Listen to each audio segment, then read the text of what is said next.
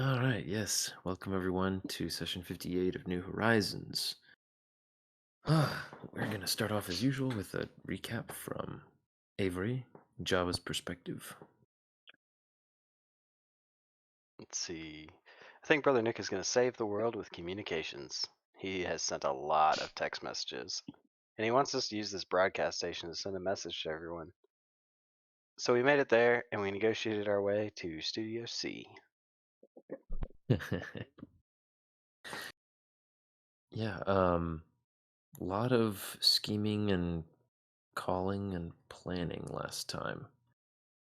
So, I think this session we are ready for the fruits of that labor. We left off with you having uh, bullied slash convinced your way into getting the opportunity to broadcast something on the primary news networks, and this being government operated facility, they do have the power to kind of uh, do an emergency broadcast sort of situation. So, as you all are being escorted to the studio, there's a bit of hustle and bustle of various techs and uh, reporters and people who are very confused by the upending of their usual processes, and they all look very curiously at this uh, out of place looking bunch that's, or trio, I should say, that's being escorted through the building. And you come into a brightly lit room. It's got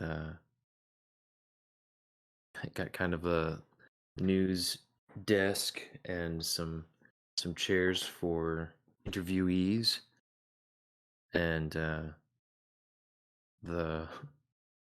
the woman who's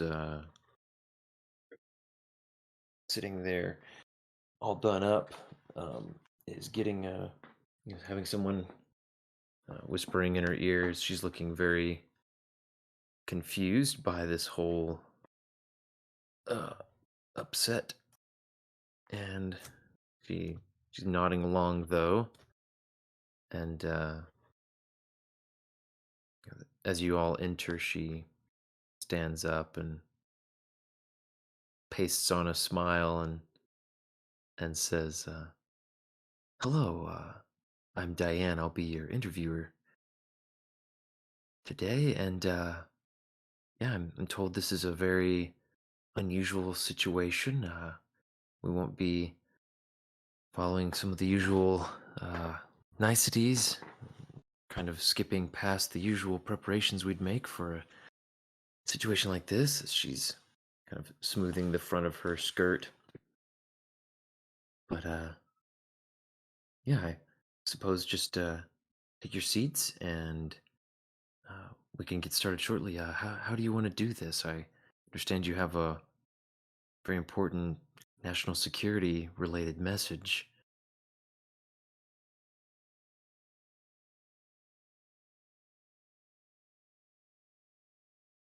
Saoirse would nod towards Brother Nick and, just say to the woman, "You'll you'll be interviewing, Brother Nick here for the most part."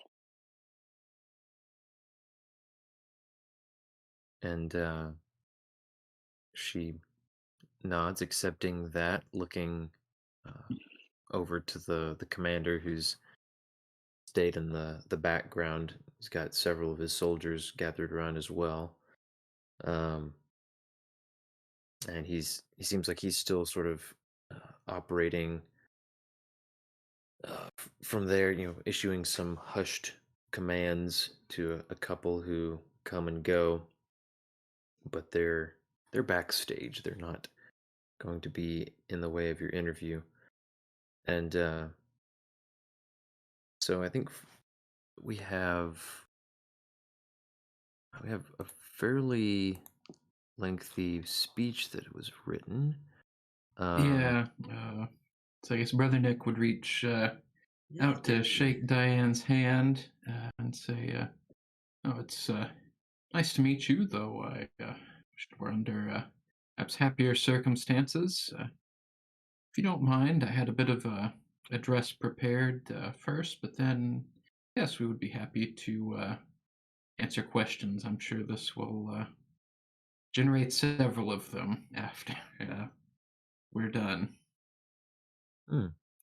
Well, Well, those would be nice if we could do a little bit of an introduction first, and but yes, we can save the question and answer until after you have your say. She looks to the side and seems to get a response that she expects from off stage, uh, and says, "Yes. But if you had a, do you have an introduction, or should we take care of that as well?" I'm assuming most people don't know who you are. I certainly hadn't heard of you before just now. I can introduce him if that would help. She glances over at Cade, taking in his glowing tattoo, and says, "Yes, I suppose that would help, Stara, if that is what you wish." She dips her head a little bit as she says that. Um, just whatever will expedite the delivery and get us back to our normal operating procedures, I suppose.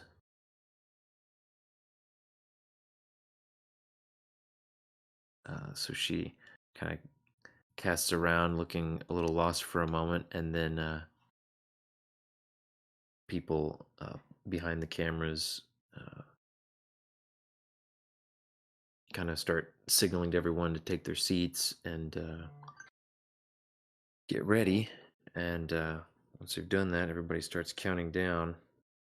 I guess, yeah, in that bustle, Brother Nick would give, well, I don't know, I guess it'd be like a thumb drive or something. Would that be enough to give their propaganda package stuff? Oh yeah, kind of his little demonstration or his presentation that he gave before.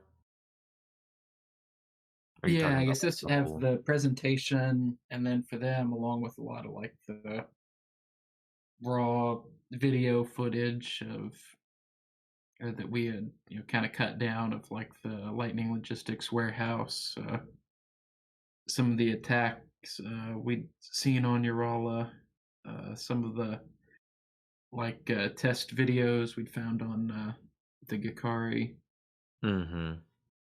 Okay.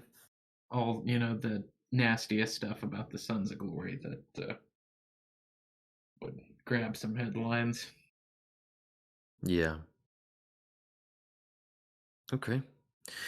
Yeah. All right. So yeah, you can hand over that information, the data, and we'll just we'll suppose that Brother Nick, in preparing this speech, has also he's got some slides to basically accentuate his point that he's trying to get across. Um, and they've done a quick screening, and although they were pretty shocked by what they saw, they went ahead and agreed to let you show. As far as there's nothing they knew should be kept secret, particularly so. Yeah, you've handed over your stuff. They've got it all prepped, and Diane is uh, she's quietly going through some reporter prep and or I guess newscaster prep, whatever you would call it, the little vocal exercises. And you're getting the countdown from the technicians. And Saoirse is gonna pat Brother Nick on the back, give him a whispered word of encouragement.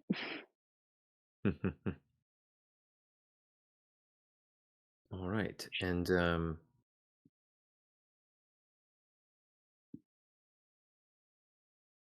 okay, yeah, let's get into it. So I think what we'll do is um, probably just kind of skim over.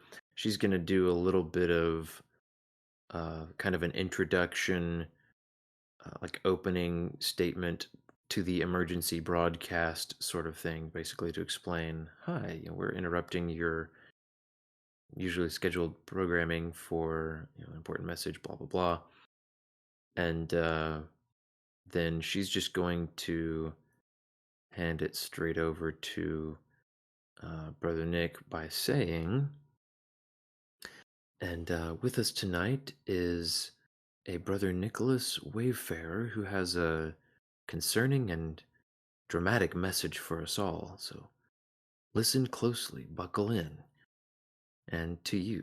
So she, um, and the cameras pan over and the lights are on Brother Nick. It's his time.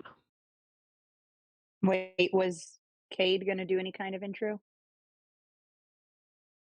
Oh, I mean, Cade would have just Oh. introduced himself and said that, you know, true.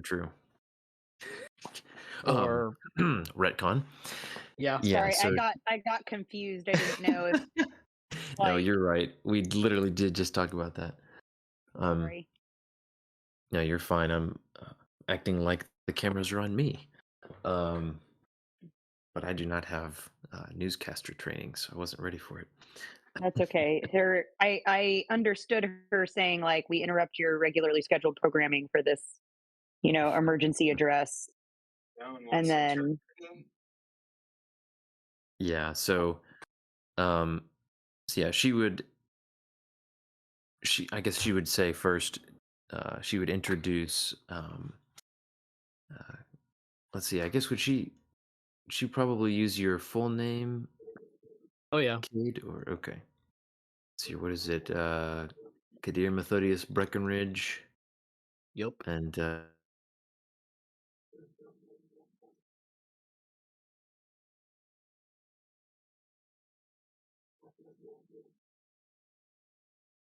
Do you want me to just run the intro, or are you saying anything else?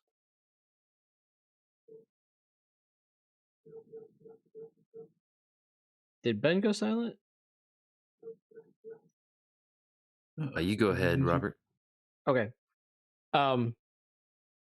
Cade will give a half bow to the camera and say that for about the past year or so, my associates and I have been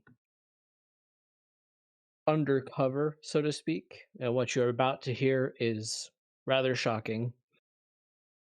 These things have gone on under the I wasn't prepared for that. Sorry. That's I okay. had a bunch of thoughts and then dropped it all right in the middle with my mind. Basically, he'll just say, for the past year or so, we've been undercover. We uncovered shocking plots within high ranks within our own government against the king, and against the enlisted- interest of the Tabukan people. yeah, against the interests of the Tabukan people and the king, and I've enlisted my friend, Brother Nick Wayfarer, to present and tell you about it. And then he'll motion over to Brother Nick.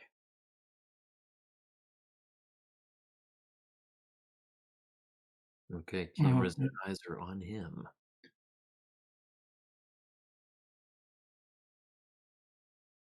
Oh, okay. So looking into the camera, like he's trying to address people at home, looking them in the eye, I'll say, citizens of Tabuk, this is Brother Nicholas Wayfarer. Most of you do not know me, but for the past few months, my friends and I have been working to uncover a conspiracy within Tabuk's government. I come to you tonight to reveal all that we have uncovered. The Sons of Glory, thought by some to be a small group of radicals, have infiltrated to the highest levels of government in an attempt to undermine the king's authority. Sons of Glory members have infiltrated the military, law enforcement, and leaders of industry. Some in places of authority have even joined their cause.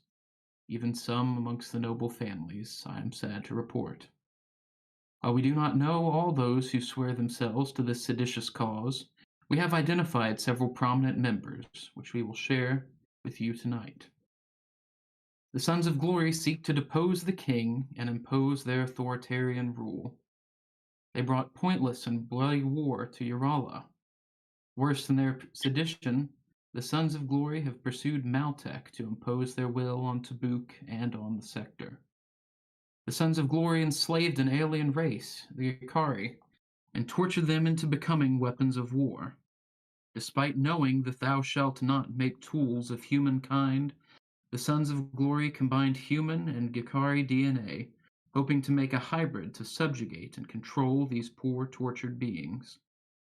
Despite knowing that thou shalt not create devices of planetary destruction, the Sons of Glory intended to force these Gikari to annihilate all life on Urala. This is not their first attempt at planetary destruction. No, the Sons of Glory used terraforming weapons to destroy the ecology of Taiwan, making its populace refugees. The Sons of Glory profess to represent the true Tabuk, but they represent only cruelty and a lust for power. They disrespect the authority of your king. They have stained your planet with the perdition of Maltec. Now tonight they have abandoned all pretense. They have engaged in open insurrection. The event in orbit over Tabuk is no accident. It is the Sons of Glory ships attacking the loyal soldiers of the king. Even now they fight to seize power and topple King Assad, your just and rightful ruler. We do not expect you to take us at our word alone. All our evidence is released online. Judge for yourself these Sons of Glory. Judge for yourselves the future you desire for Tabuk. Will you support your king, His Royal Highness Nasar Assad, or will you support his usurpers? Will you side with His Majesty in opposing these warmongers and workers of iniquity? The Sons of Glory almost have what they want: absolute control. If left unopposed tonight, they will dethrone King Assad and lead Tabuk on a path to ruin. I know I ask much of you, but having lived among you, I have come to know that Tabukans are an honorable people. We fight tonight to defend the honor of Tabuk, its people, and its king. We will fight, even if we must fight alone. But I believe we will not fight alone. All who love the Emperor, all who oppose Maltec, all who oppose pointless wars, all who desire peace and freedom for Tabuk, take to the streets. Make your voices heard. Those who represent the true Tabuk, who stand for honor and decency, stand against these usurpers, these Sons of Glory. Do not let them intimidate you into silence. Speak for yourselves. Do not let these usurpers lead you to tyranny and ruin. Stand up, Tabuk. May the Lord bless all of you. May He bless the King, and may He bless Tabuk. Awesome. So there are several moments of silence following that. During the speech, there were a couple of moments where you could hear hushed gasps from backstage or side stage, and so at least once, the commander visibly reacting to things that you said, and at one point even having to hold back one of his men who stepped forward as though to put a stop to speech. But Diane, catching herself and motioning to the cameras that turn back to her, finishes up by saying, "Well, folks, that was quite the bomb dropped. I hope that you'll take his message to heart and understand that this message again is sanctioned and has the full support of the Tabukan government. May you all be safe and have a good night. And the camera tech makes a cutoff gesture and it is ended. So she just lets out a huge breath. Wow, that was much more serious than I had imagined. Uh, she looks around, looks to the commander who is approaching with his men. I assume someone is doing something about that? And the commander speaks up. That's enough, everyone. Clear out. Go on, pack up. We don't, let's shut down for the day. All non-essentials, go home. Figure out what you're going to do, but either be safe or be loyal. He also seems shaken, even having had the primer beforehand. um, Brother Nick delivered quite the stirring speech. And Cade will give him a salute and say, "Sir, you can contact us anytime on this frequency if you or your men need assistance. I believe we're going to find some other ways to help today as well." that's what I was hoping to hear. Well, is there anything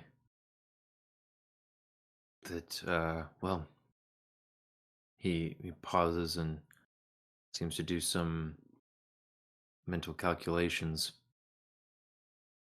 Probably have a couple of extra men that I could spare. What is it you plan to do?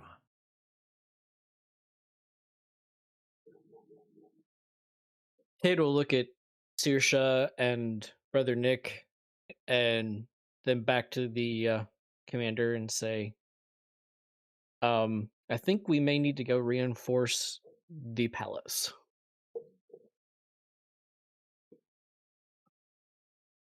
His eyes go wide.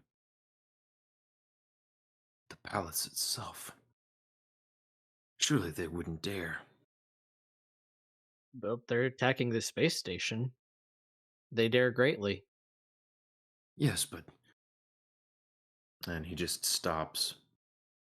But, Saoirse would interject Room. at this point. Mm-hmm. She would tell him, I understand that this is a troubling and disturbing thought, but these Sons of Glory have gotten as far as they have by targeting those closest to the king and those high up that would be easily blackmailed or maybe who long for the old glory of Tabuk and might be easier targets. We're fearful that if we do not put the proper emphasis and importance on the king himself, they may be able to control him in even worse ways than by threatening him, but possibly using telepathy or, God forbid, using him as a hostage. Well,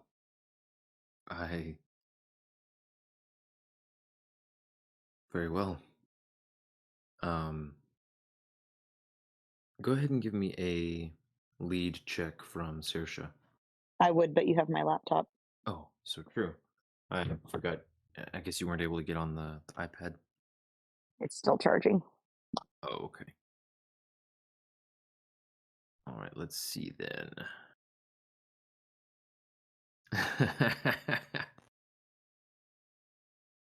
Yeah, so for anyone who didn't notice, I forgot to mention before it started that the broadcast was commandeering a lot of the various like street signs, the digital billboards and things that would be placed around the city. Nice. Enough to make it a more than just to people who happen to be sitting at home watching their TVs, but make it more of an actual public broadcast. Let's see. Let me get Saoirse up here. Boom. And a little bit of a lead check. Okay, I've got to get.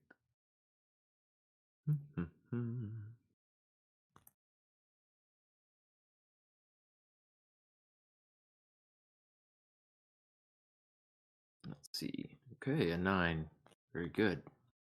Made the Yay. So, seems to firm up his resolve, and I trust your assessment of it. Okay, I can see you've been through a lot with these sons of glory. You know better than I what they would dare. He stands up a little I straighter. Saoirse would also tell him, and for the safety of your men, you need to know that they have several power armor users and several teleporters as well. Of course, they would make sure to choose from some of our elite. He narrows his eyes for a moment and looks at glances at his men, and then looking back to Saoirse says, "Going to make sure that I have a good grip on my own troops, and then I'll be available to support whatever you need." I guess Kate had handed him What was something. his name again, by the way? Commander Darren's. Commander. Okay. I don't think I typed that out last time. This keyboard. Yeah, I don't remember that.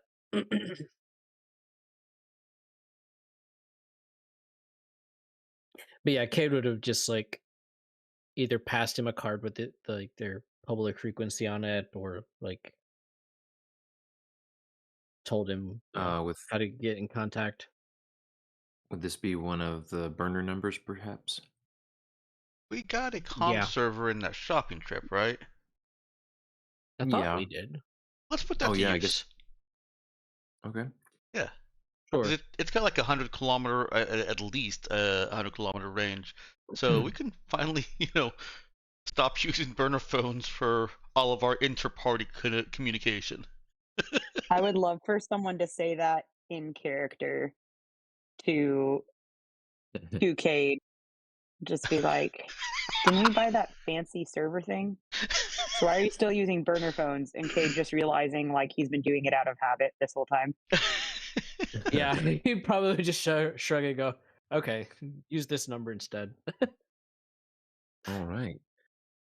Getting somebody in on the secure channel. Yeah, let's see. I want to say that's 300 kilometers.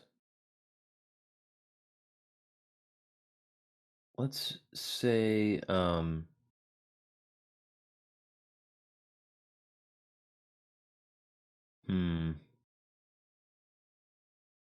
yeah, I guess it's probably fine to give out the give out kind of an encryption code that he could use. Another way would be to just basically add his compad, register his compad with it.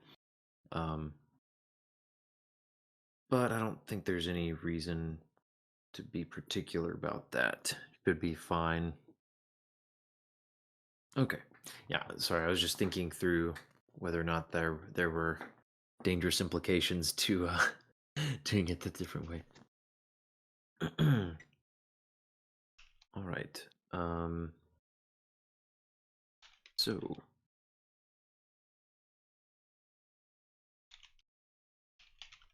oh no.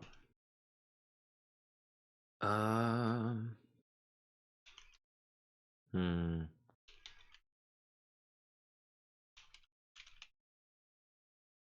Oh, I just had a thought.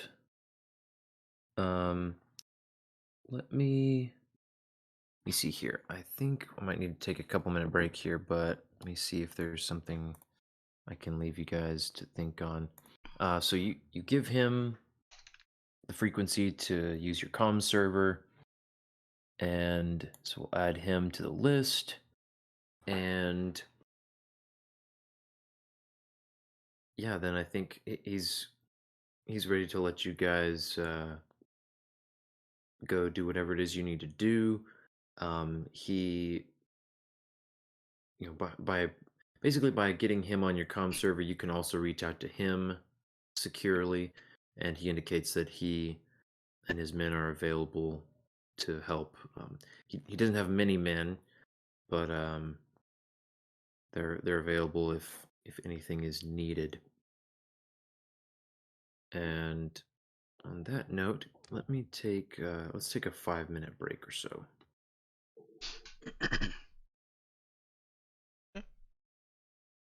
Hey, Ben, are you still here? Yes. Okay. I don't know if you saw the text message from your mom, but if you know what email she's talking about, if you could forward it to me, that'd be really helpful. Okay, I was coming upstairs, so yeah. Oh, okay. Awesome. See you in a bit.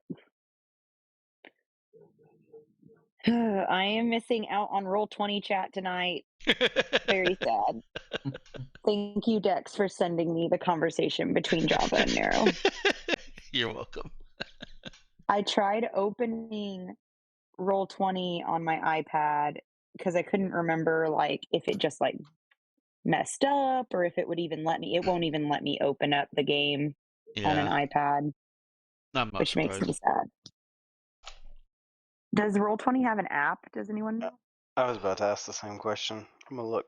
I think it does. I've had one player that actually played Roll20, was actually playing in my game on his phone. It was horrible, but Oh dear. manageable. See, I see a Roll20 character sheets app, but I do not see. I sent it to you. I was gonna say Avery's gonna find it pretty quick. Yep, mobile tablet support. You got it. You got it.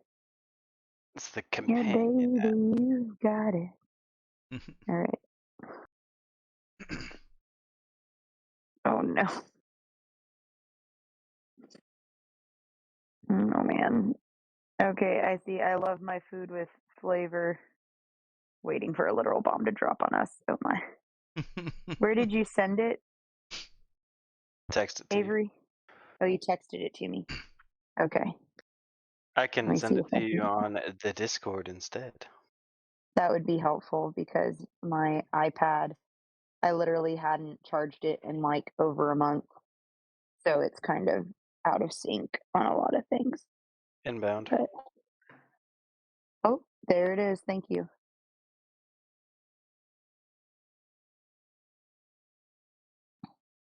Download on the App Store. Oh, it is the one that says character sheets. Okay. Well, confirm with button. Yes. Get. Oh. Double click to install. That's weird. Good But okay. session. Check in on the recap. I feel like I surmised Brother Nick's speech very well. Oh, I cannot wait to read that.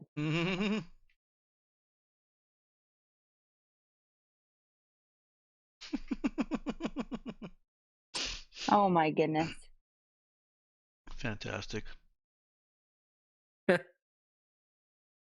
Nice. Thank you for finding that companion app, Avery. No problemo. I think I've Mhm. used it before, and I don't remember it being like.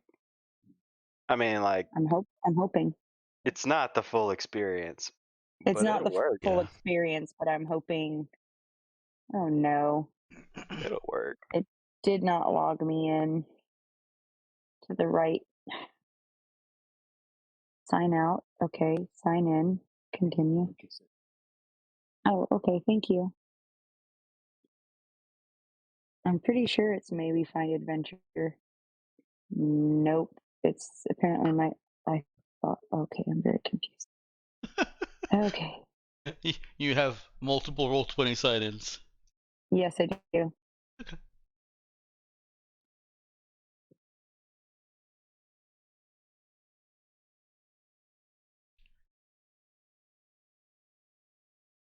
Okay, it's not this one. And apparently not just two. We're No, even. it is. It is two. It's only two. So now Oh. it's only two. So it didn't show up on the other one. So now I'm very confused. Hmm. All right, sign in. Okay, I think this is being silly. What? No. Okay, this is why. Because it was only showing me my D&D 5e games. I don't know why when I only have one game that is non D&D. It's like, let's just purge out that one game. All right, this sheet is not fully optimized for mobile. Yeah, I got it. Okay. Yeah.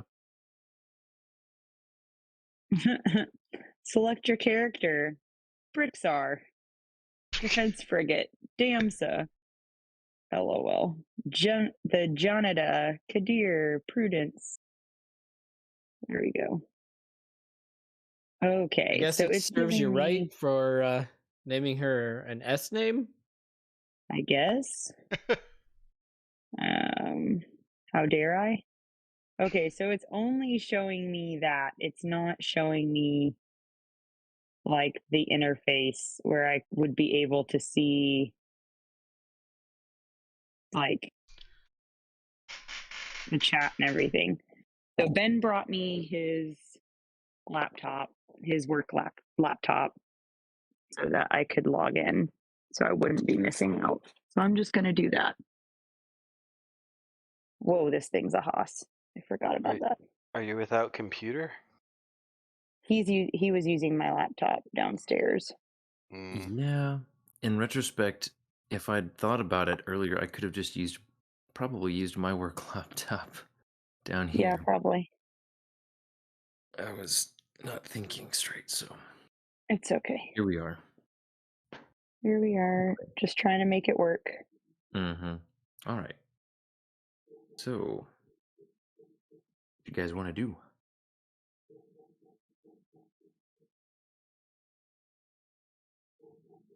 Probably meet up with the crew down below and head to the palace, right? Well, I was thinking we probably want to try and get some information on how things are going at the palace. Like, if you could get in touch with your dad, that might be the best way to go about it. Where am I in a news broadcasting place? Maybe we can ask the anchors. I mean, Cade could also just like text his dad, "Is the palace secure, or do you need reinforcements?" True. So maybe we'll just do Alright. that. I wouldn't want to get like how do I put this?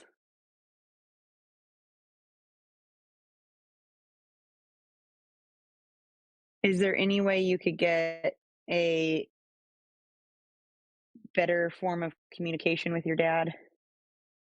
Like a direct call so you know it's him? Because Yes, I'm just the thinking main if you text him and someone else has his phone or he's held hostage or something, then like Yeah, I mean, you was able to call him before. Yeah, it's just if he's in conference with the king, that'll make it more difficult. But yeah, Or is there like one of his cronies that Cade would know?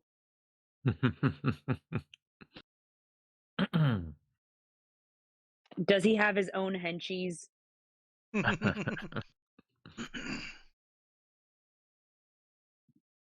he probably does.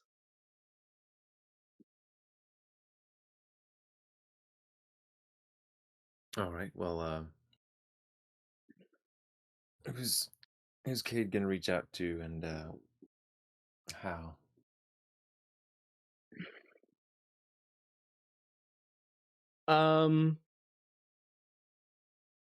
I'm gonna assume that his dad had like a personal assistant who was always there, Okay. and maybe ping that person and be like, "Hey, is my father available? We were looking for an update on how things are at the palace." Okay. Yeah, just to be respectful. Mm-hmm. Because that's what Cade's all about now. Hey, things Yes. can change. Are you trying to give your father a heart attack? Sus. Very sus.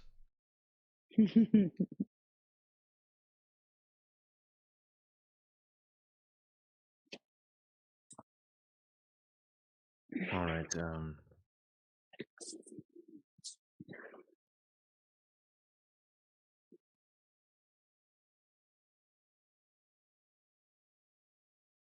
Let's see.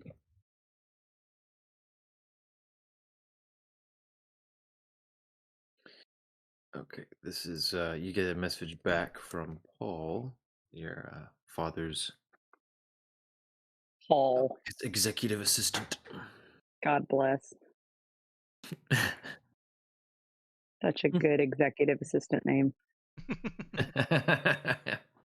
Yeah, I used my executive assistant name generator to whip it up real quick.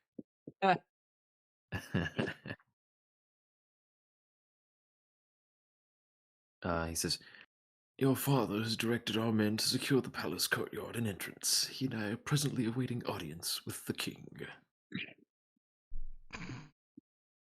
So, does that mean this is a good time? Or I mean, it would mean that it's a good time.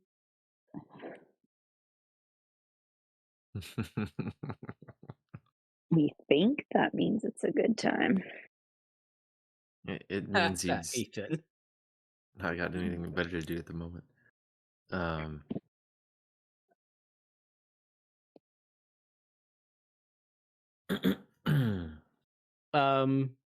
Yeah, I guess Cade will then just like call his dad Okay. briefly. All right. Daddy Breckenridge will answer. Kadir, my son, I saw your broadcast. That was quite something. Commend your friend, Brother Nicholas, for me. I will. He is a good speaker. That's why I chose him. We Well, you wanted to chose know well. is well, thank you. We wanted to know, is the palace secure? Do you need reinforcements? Well, that's I'm certain we could use more. The king's forces have been spread a bit thin. They're currently shoring up the various defense facilities. There's been some unrest and what seems to have been a brief testing attack at one of the breaker gun facilities. Java. So, Bringing the space station down was Avery's idea. He's doomed us all. You have to take out the breaker guns before you can do that. So I'm blaming Avery on this one. Oh, great. Excitement is incoming. Yes. Wait, Shortly wait. followed by an entire space station. And then flaming death. Talk about finale. Ben, I messaged you. Okay, thanks. I like to If they- imagine that Ben had a plan, but that plan went in the kitchen trash can as soon as he saw Avery's suggestion. Well, now hold on. I may be missing something, or maybe something I said didn't come across right. So, what did you say about you have to take out the breaker guns before you can bring down the space station? Well, if you want to attack a city with a space station, you have to take out the breaker guns so that the breaker guns don't just stop the space station. Oh, Can that's breaker what you guns mean. stop a space station falling Yeah. from space? Oh, okay. That's actually Yeah, literally yeah. the purpose. I That's mean, crazy. not space station, but any kind of kinetic attack. Yeah. Yeah, and they've usually got stuff to, combat any sort of orbital bombardment. I think breaker guns are explicitly the ones that are for stopping, yeah, like Dex said, kinetic attacks. And some people kind of use that term generically to describe kind of the what am I trying to say? Like basically like the orbital defense guns that are on the surface. Because nobody got time to actually name off all the different sorts of defensive features they've got. Yeah, so let's see. Cade's father communicates that. But he's basically saying King's forces are stretched somewhat thin, and he goes on to say the turnout from the other ministers has been lackluster at best. Your suggestion bore some fruit, but the Minister of the Interior is not particularly powerful one. He was, well, it is better than nothing. But we could certainly use help. There's been no attempt on the palace as of yet, but Okay. Well, be aware that the Sons of Glory do have teleporters, plural, and may have a telepath capable of influencing minds. So have your men on guard against those as well. very well. The king has suitable protections, but I do not, so I think you will be on guard for such measures. Are you coming to join us at the palace? Is that what I understand? I believe we will, yes. Twice in one day, son. People are going to start talking. Well, then I guess we should give them something to talk about and remember. You're so right. I pray that this day will be remembered, and we will be remembered favorably in it. Be safe, son. I'll see you and your companions soon. Yes, we will see you soon. And he hangs up. Oh, making Daddy Breckenridge proud, joining him in protecting the king. Look at you. He was getting all choked up. I get to see my Yeah. son twice in one day. I mean, Cade will glance at Saoirse and say, I'm not sure whether this is a dream, a nightmare, or I don't know, some weird drug trip. Why is that? You're not used to making your father proud? Well, probably all of the above. Making my father proud, but also being so closely aligned with the king and other matters. Fair. And I guess as to whether it's a dream or a nightmare, we'll have to see how things go at the palace. Yes.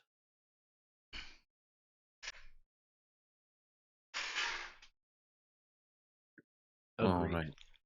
right. So, having touched base with Daddy Breckenridge, what's next?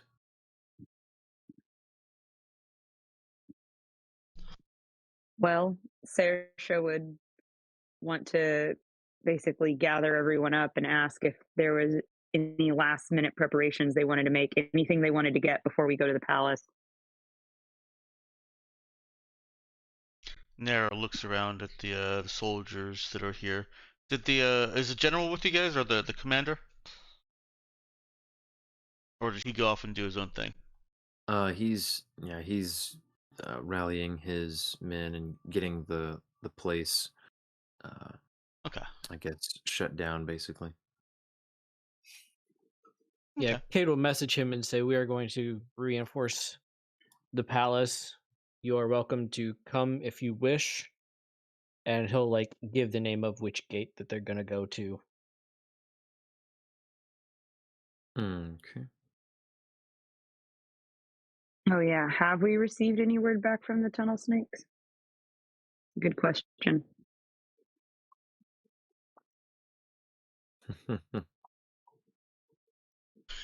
From the tunnel snakes. Let's see. So last Brother Nick had tried contacting them. I guess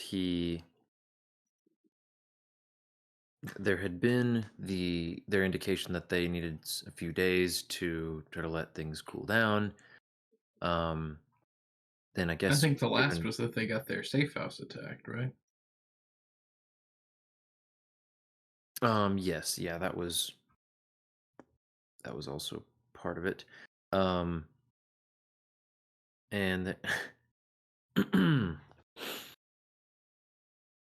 and there was also I think Brother Nick sent them something to the effect of, "Hey, stuff is going down. It's now or never." If I'm Sent that to remembering Nafia correctly. too. Mm-hmm. Correct. And Nafia had, I believe I told you guys last time that she had responded with something to the effect that she would let her contacts know and see what she could do to push the tunnel snakes to action as well, since she's had some luck working with them in the past. So you get a message from the tunnel snake contact you have,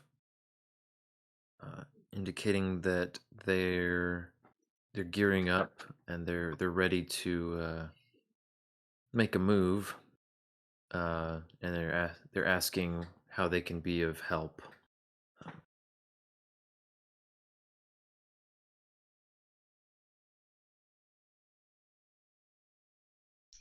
Hey, I have a thought here. Oh, okay. The tunnel snakes, I don't remember them being terribly combative group. Weren't they Weren't they more? like blowing up the city when we got back? Well, they were more like yeah. sabotage, subterfuge, and information network, I thought. They have definitely been primarily saboteurs. Right. but that's I mean, you the safe house of theirs you visited back in the day was pretty well equipped, Okay. um, relatively speaking, for a guerrilla group. But yeah, they don't have the numbers to go toe to toe with Tabuk, and so they had been just going after smaller, more fringe targets, Well, the reason I'm trying asking to. that Mm, is we might be able to put them to better use as um, a rapid response information network. If they can spread out Yeah.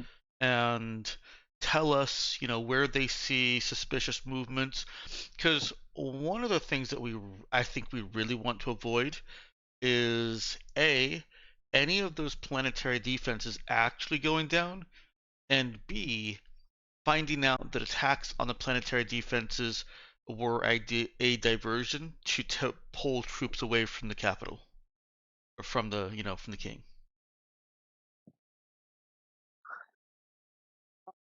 okay. So that's my thought Yeah, I was is kind of thinking we yeah. didn't want them with us, but tell them, I guess, embed yourself in the protests or go do partisan attacks wherever you are against the Sons of Glory. Mm. Yeah. On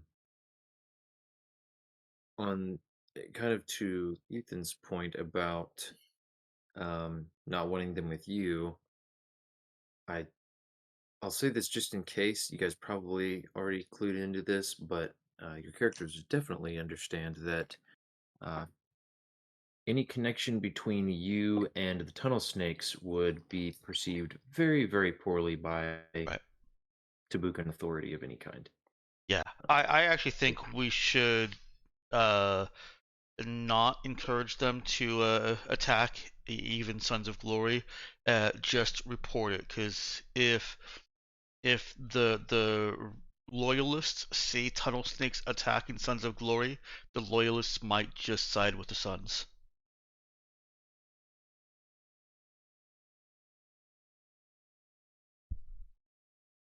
I could be off on that. I feel like this is accurate. Yeah, that can be a good point.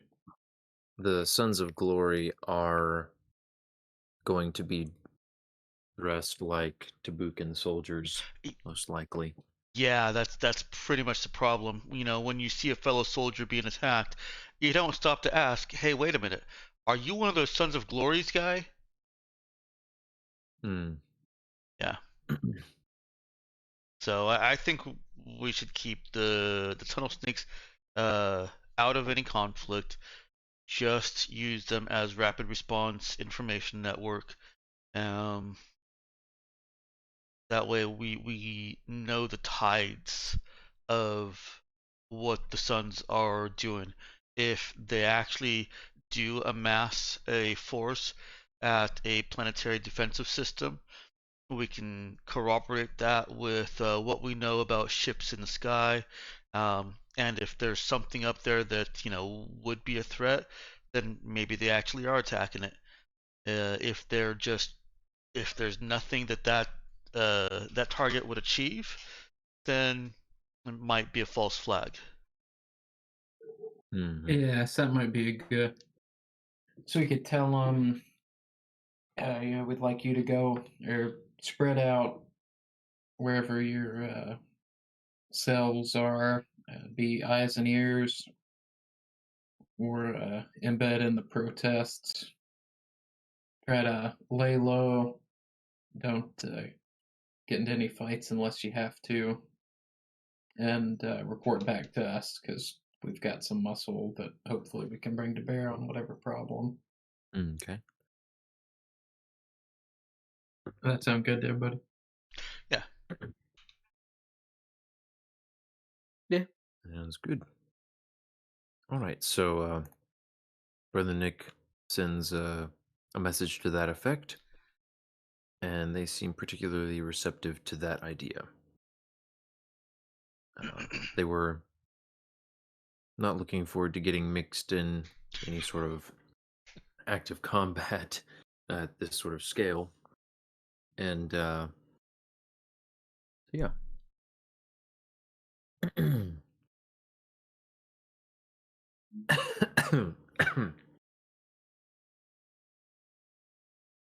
Let's see.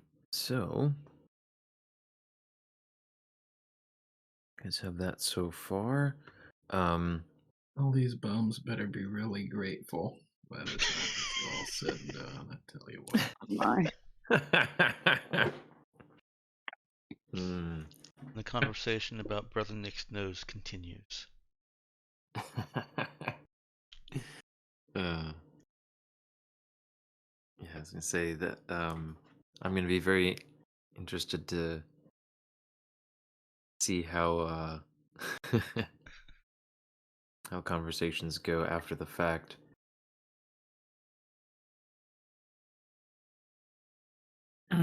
Anyway, To be fair, that's more of an Ethan thought than a Brother Nick thought.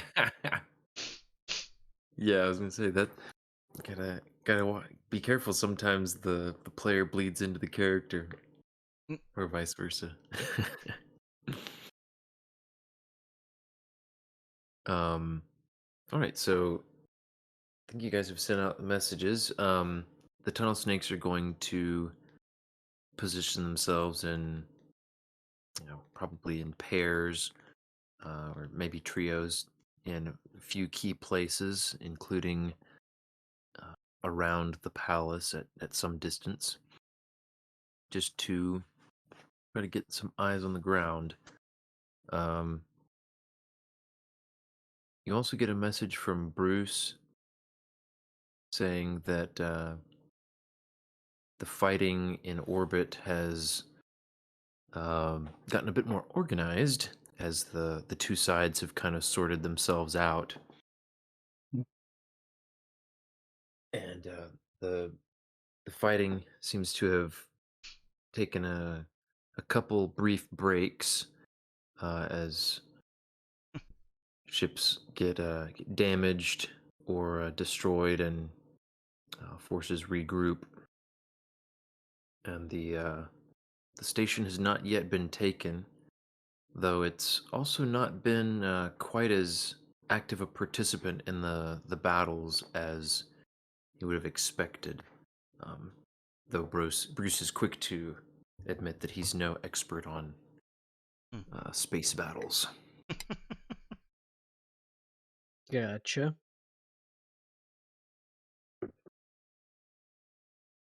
So, where to or what to next? I think we're going to the palace, right? Yep. Let's save the king. Alrighty. You guys load up. Hinchies are ready as well. And you start cruising to the palace. Alright, I'm gonna need just a couple minutes of break again. Apologies, but I should be back shortly.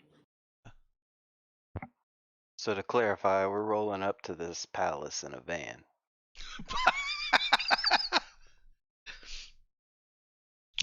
Yeah. Yeah, pretty much. Yep. As far as I know. Whatever battle wagon paint job had given it. We didn't have time. We didn't even have time to put the steel plates on it. Or get them. Madness. I hear the pitter patter of little feet. Oh no. I think we've got the Thank you. most generic van possible. Yeah, we've got to drive our stock off the lot used van to the palace. Dingy. Ben, I'm gonna go handle kids. Y'all can keep playing if you need to. Oh, also, Ben, did I tell you the newest update on Hannah? Huh. She can open the child lock now Oh, wonderful. on their door. Yep. So That's great. Nice. ain't it just in time for us to get a little newborn brother in the mix. So Yeah. All right, And we I'll be gave her back, a guys. stool so she can reach the high stuff. Yeah, there we go. She knows where the good stuff is. All right, 1 second.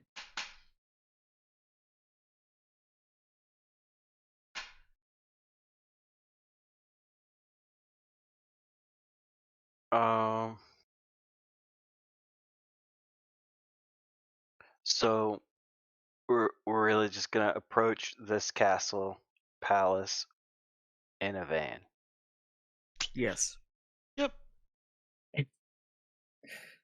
Do you want to try to commandeer something fancier before we go to the palace? I feel Or like are we you more should. concerned about like the safety of it? Like we shouldn't just roll up down the main driveway and be like, "Yay!"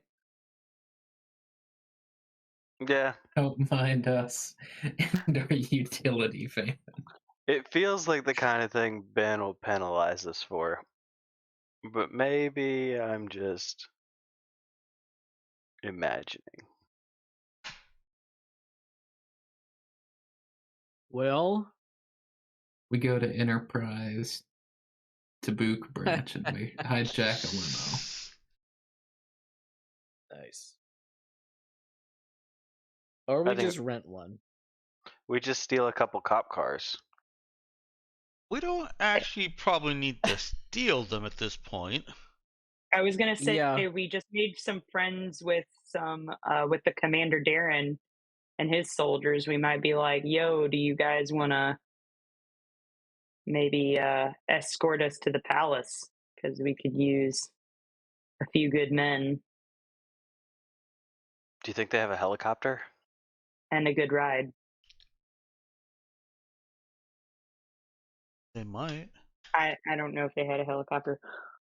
Also, I don't think I was hearing my children up and running around. I think that might have been Ben, because when I went and poked my head in there, it looked like the melatonin gummies had already done their work. So, not sure what I was hearing. Ghost children. Ghost children. Thanks, Ethan. That helps me feel so much better.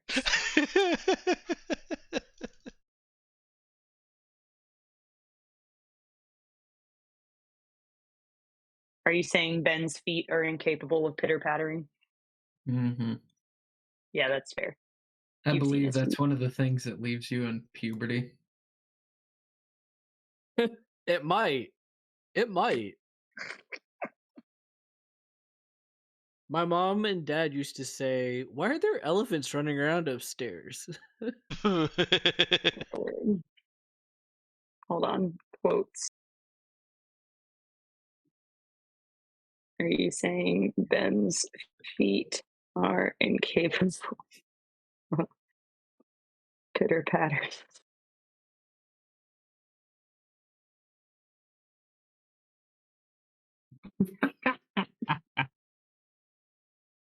Yes, I believe that leaves you in puberty. Little ghost kid getting wrecked.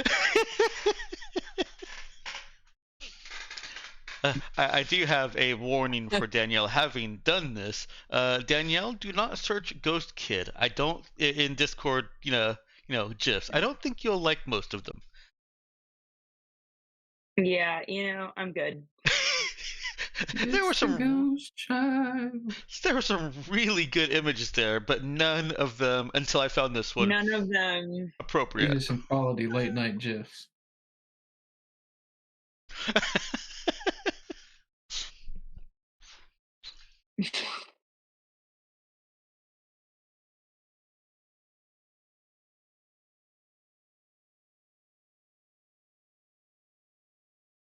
Oh my word.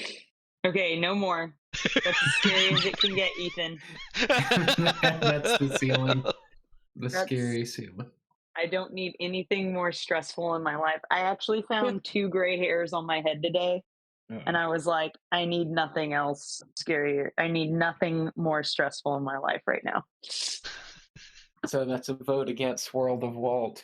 Part dose. Yeah. Yep, sorry.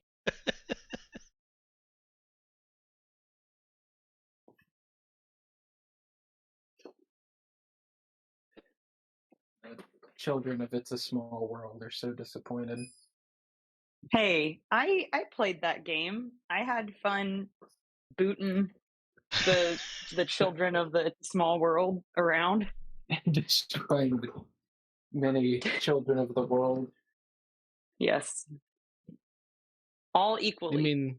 mean the board game Small World, or is this some other No, board game with a Ethan similar name? ran a Stars Without Number campaign where we were Oh. hired by like the great great great great great great great great great great grandson of Walt Disney to reclaim his planet-sized amusement park that had Oh fallen boy. after the Scream, and he had hired us and then like a rival mercenary group. So we were like, so we're kind of racing against this other mercenary group to try and like be the ones to reclaim the planet for him. And one of the things was It's a Small World After All had gone completely haywire because it had been centuries. And we were attacked by all the children on the It's a Small World ride. And we were like literally with like rifles just like mowing them down. Just like, well, this is something I never thought of doing when riding It's a Small World. Yeah, I guess that was a fun one. The spooky ones were like the Tiki Room. Yeah, the Tiki Room was good.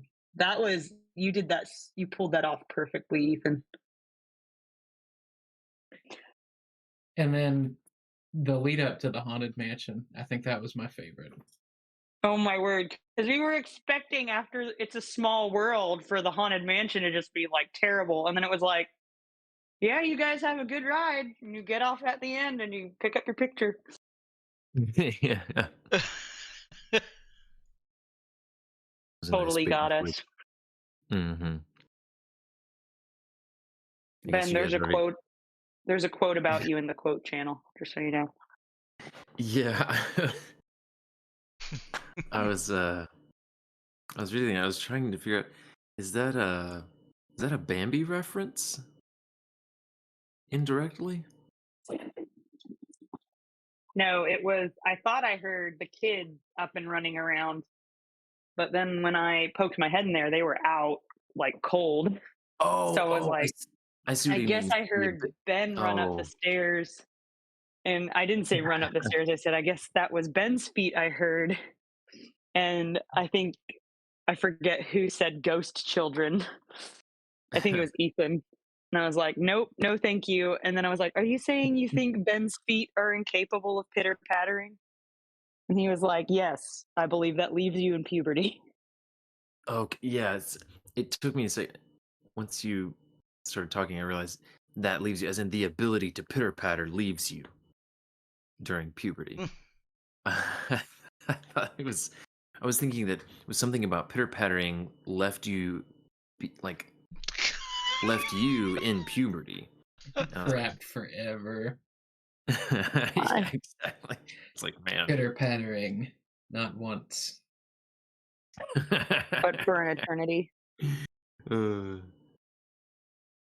boy, that's great. Needs these PSA anti pitter patter.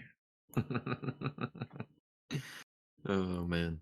All right. Well, back, and as you guys are driving across the city in your van, you're noticing more foot traffic. More people have put a halt to their usual business. People are kind of out in throngs, and you notice more brandished weapons than usual. And you even come across a couple of scenes that seem to be the aftermath of some sort of mob scuffles, with some injured people being treated, and some buildings with broken windows and some small fires that are being put out.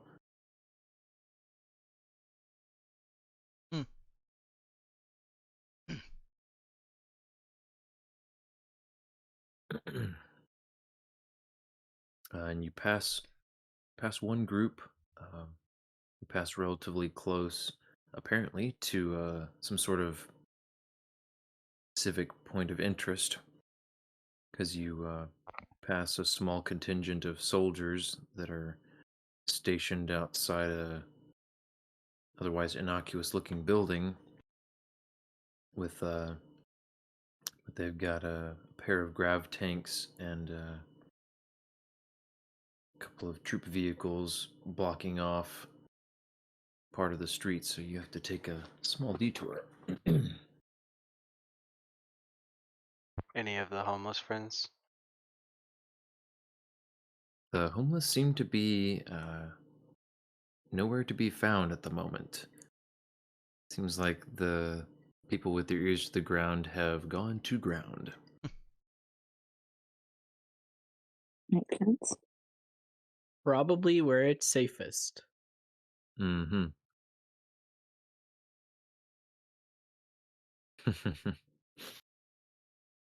All right, so yeah, before long, you guys are pulling up on the palace complex. Somewhere you have Ooh, yet there to was visit. talk of maybe getting a ride that's not our gently used van. Oh, was there? Okay, I may have missed that. What kind of ride We were got you guys distracted by talking ghost children and pitter pattering. about? Understandable. I Yeah, figure Cade it's the story of would. every good freedom fighter story. I'm thinking maybe Cade's family has like an armored limo or something. It's not a tank, but it would take more Mm. shots than their van. Can we call up the It would family also butler to probably look less conspicuous going to the palace. Exactly. Mm. I Man, mean, Cade, I think a utility van is fine. moving pretty quickly here. He's just barely getting back in his daddy's good graces, and he's ready to commandeer the Borrow family the limo family and limo. Yep. get it shot to pieces. Well, we were also talking Is about our new friend Commander Darren's, and taking a ride in whatever police vehicles they've got. And we already want them to join us anyways, don't we? Yeah, true. We could potentially do a little bit of a backtrack and retcon something that could uh wouldn't necessarily change anything that I've already narrated here. So let's see. Hmm.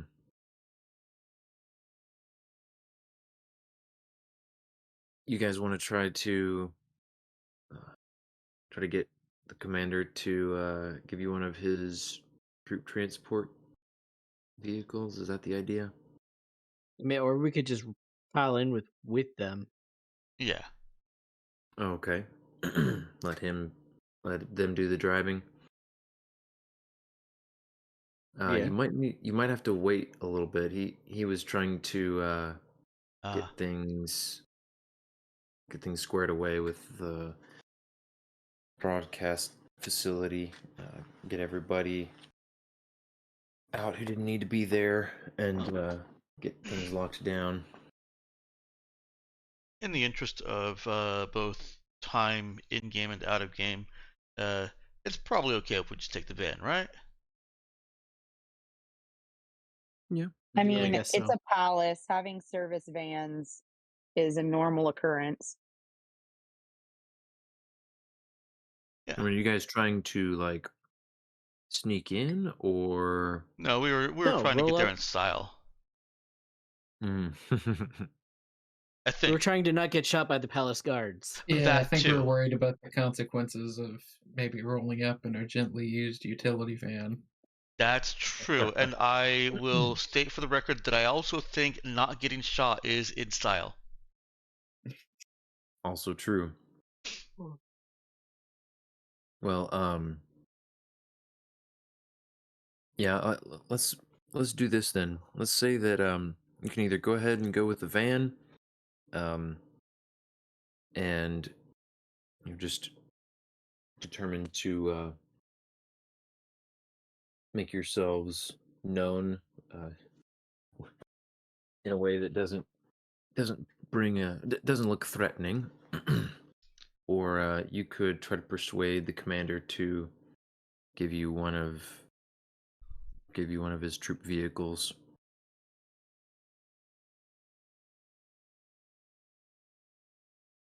For the day only. Which will it be? For the day only. Try Which will for it the be? troop vehicle. Yeah, let's try for it. For the day only. Worst case scenario, we have our Try Digivan with the- troop vehicle. Yeah, let's Let's just let's do this as a I guess out of character thing. With either a skill check or perhaps a focus use.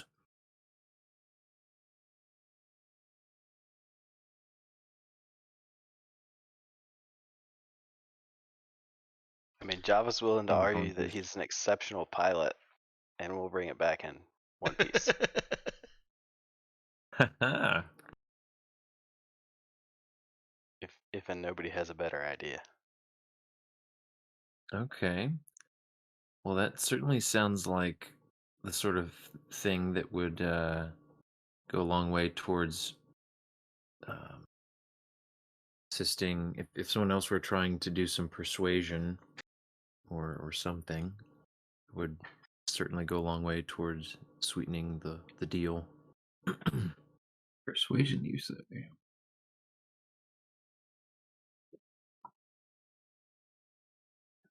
Could be done. Is anybody else going to volunteer? I could try and use authority, but True. you're gonna have to roll for it because your work laptop locked. Oh no. So I guess Brother Nick could vouch for him. Well, let's see. well, I mean, Ben Authority still is- has a. Oh yeah, and if Ben can Let roll me see for here. you. So Saoirse, authority is, yeah, he's not openly hostile. Charisma lead. Okay. Get him. Get him. Let's see. Input value false 0. What? No? What is going on here? Okay, hold on. Lead.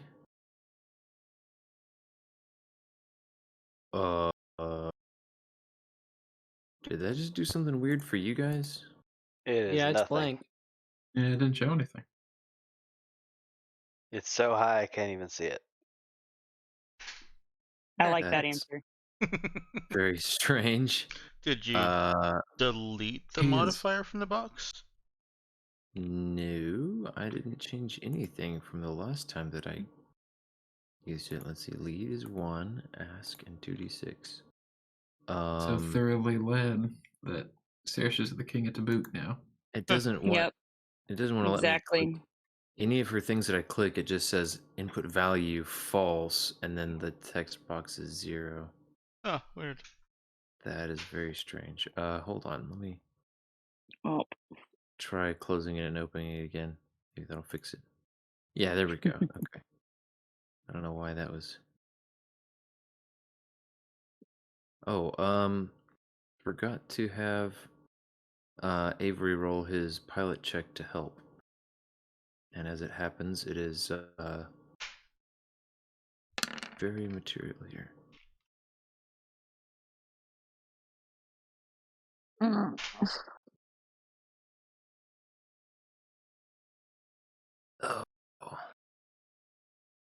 Let's see.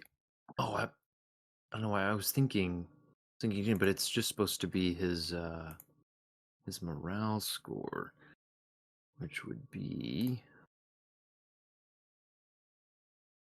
let's see, where did he go?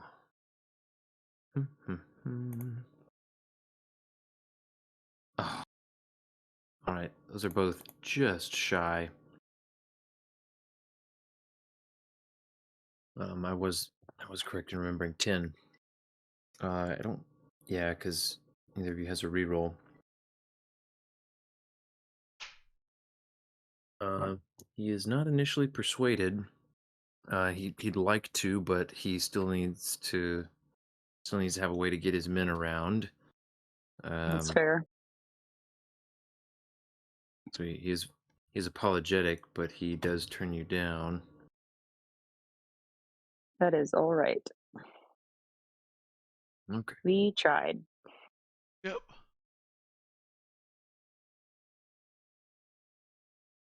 Okay. Well, then you guys go ahead and load up in the van, I suppose, and we'll fast forward back to rolling up on the palace complex. Okay.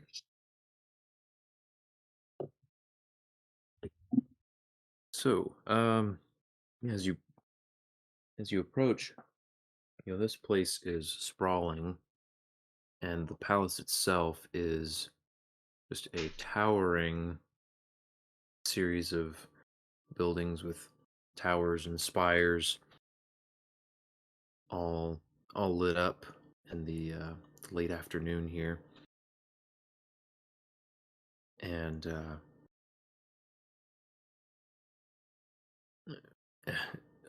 I guess the approach is a pretty broad access road, but winds through some well cultivated parks, and the whole place has just an enormous footprint, about the size of the spaceport, all told.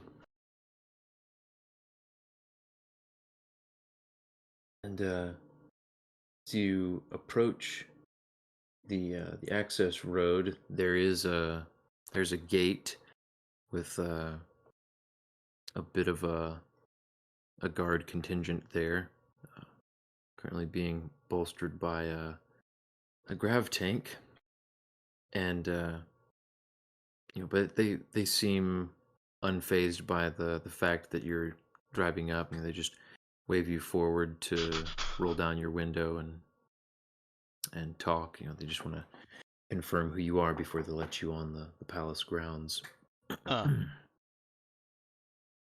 Kate will roll down his window and say, Kadir Methodius Breckenridge, joining my father's forces with associates, and behind us a unit from the broadcast station.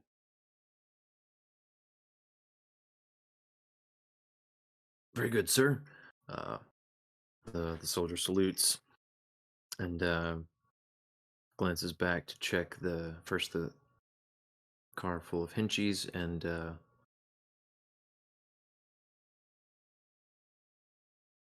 Kate will say, yeah. they're several minutes behind us.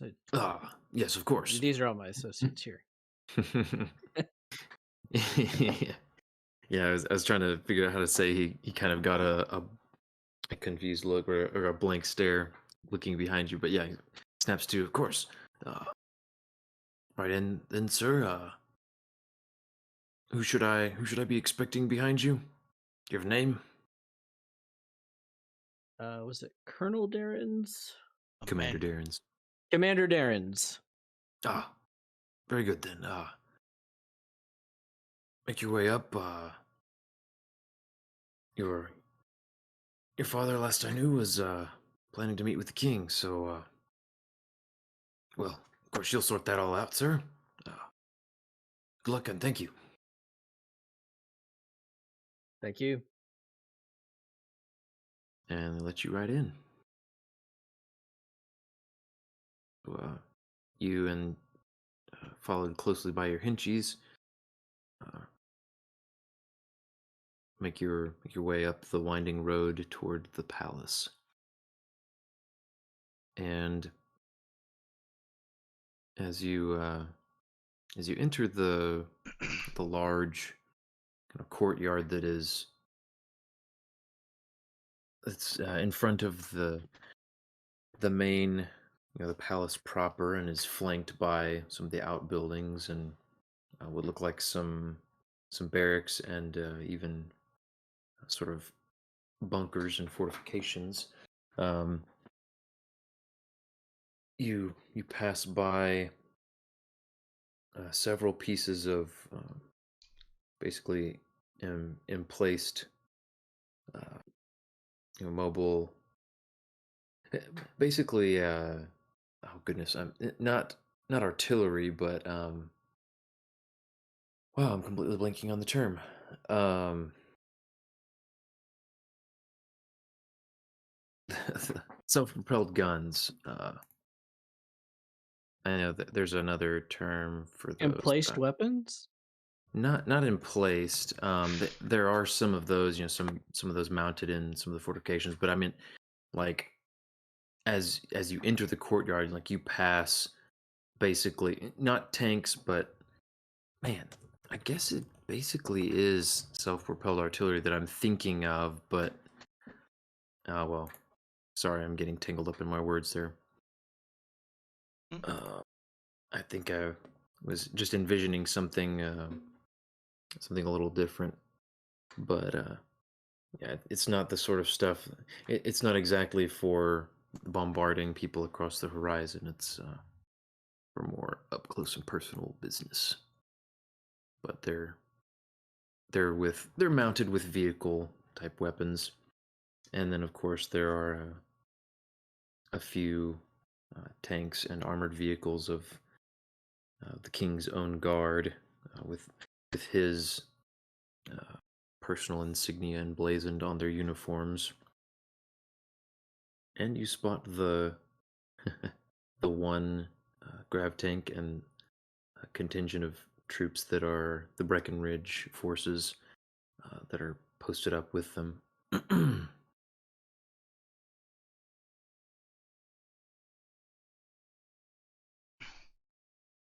Okay.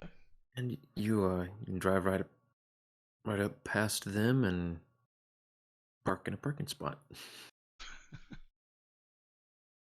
and unload. As you do, one of the Breckenridge men jogs over to greet you and says, "Kadir, Stara, welcome. Your father's inside," and he points up at the palace proper and says, "Or will you be joining him, or do you have orders for us, sir?"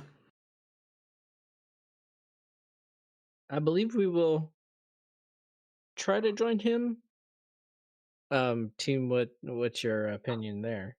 Reinforce the courtyard or go in for the palace drama?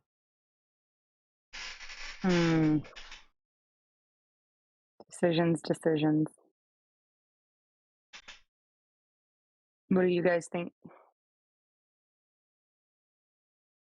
Well, out here, there's a chance that regular ground forces will attack. Oh, here's a question: does Cade or anybody nearby know if the palace has anti-teleport technology?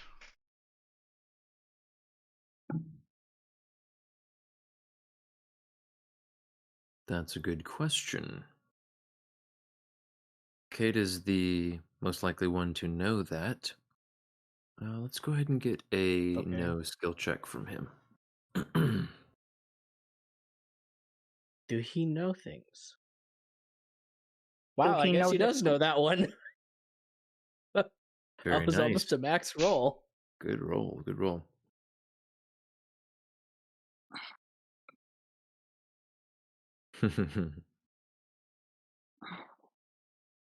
Yeah, so what he would know is that the palace itself does not have any sort of anti-teleportation technology. Um, they are rumored to have some metasionic equipment that interferes in some way with the use of psychic powers, but it's the it's been kept pretty hush hush, and what he's heard has indicated it's a fairly small area of effect, Okay. and the king slash emperor primarily relies on the protection of his his personal psychic staff. Sorry, staff as in people. Right. Boo. The Emperor was about to be a lot cooler. Well, if the palace itself doesn't have anti-teleport technology, I'd say closer in is better. Because, if it did have, then any attack on the palace would need to start from the outside and go in. Since it doesn't, attacks could just teleport straight in.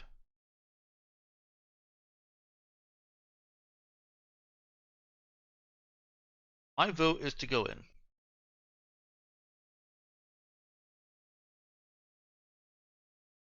Okay, that's one for going in. Yeah, it sounds like fun. Yeah, let's go in. Maybe old General decorated backside will teleport right in. Make things easy. Oh man. Nero wants to finish what they started.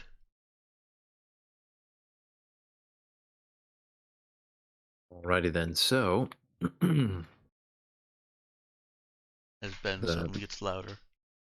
oh, sorry, I leaned a little No, towards my microphone. That's fine. It helps. Oh, I'm not going to. I guess my mouth was practically touching the microphone there. I was leaning over to get my cream soda.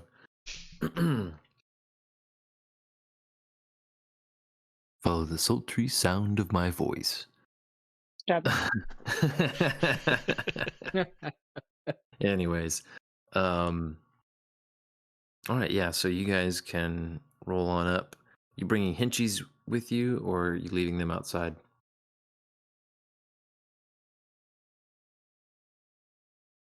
That's up to Cade. I mean, they're loyal, so I guess we'll have them come in with us. And they're letting Alrighty. Nero in power armor.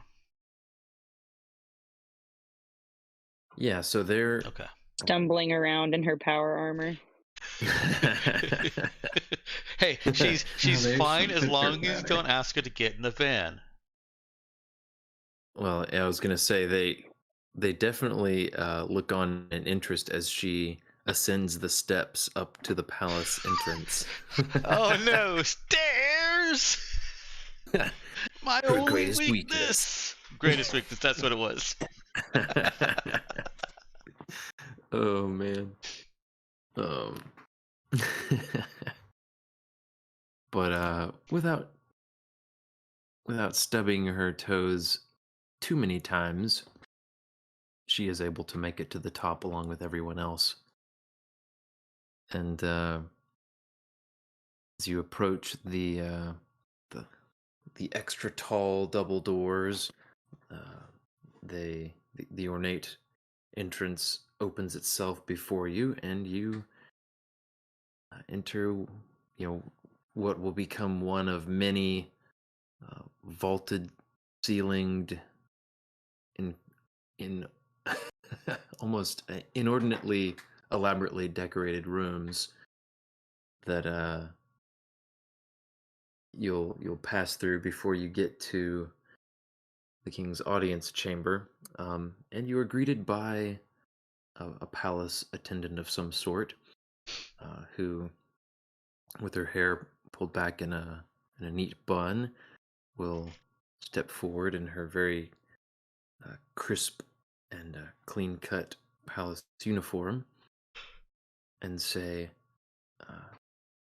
"Welcome and bless you, Stara. How may I be of service?"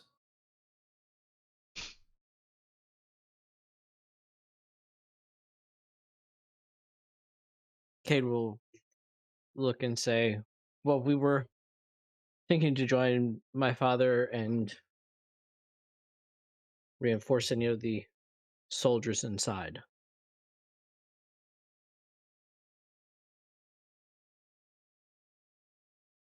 And I guess like shrug, like he's never done this part before. Very well. You'll have to take that matter up with the king himself, but of course I can lead you right this way. You may await, and you'll be put on the list to have an audience with the king. Oh no. Given the circumstances, of course, that is a relatively short list, but if you would follow me, as she whips out her data slab and is tapping away as she walks off through the chamber, deeper into the palace.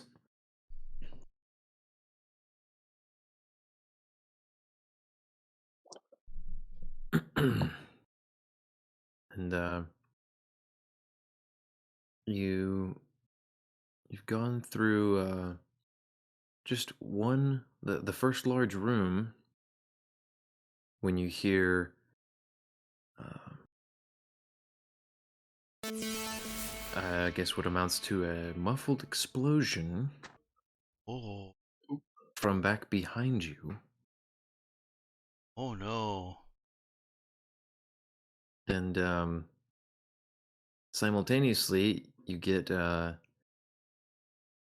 notification on I guess Cade gets a notification on his phone from one of the tunnel snakes. I guess well no, it would be Brother Nick that gets this. That says some sort of rocket was fired from near the palace, and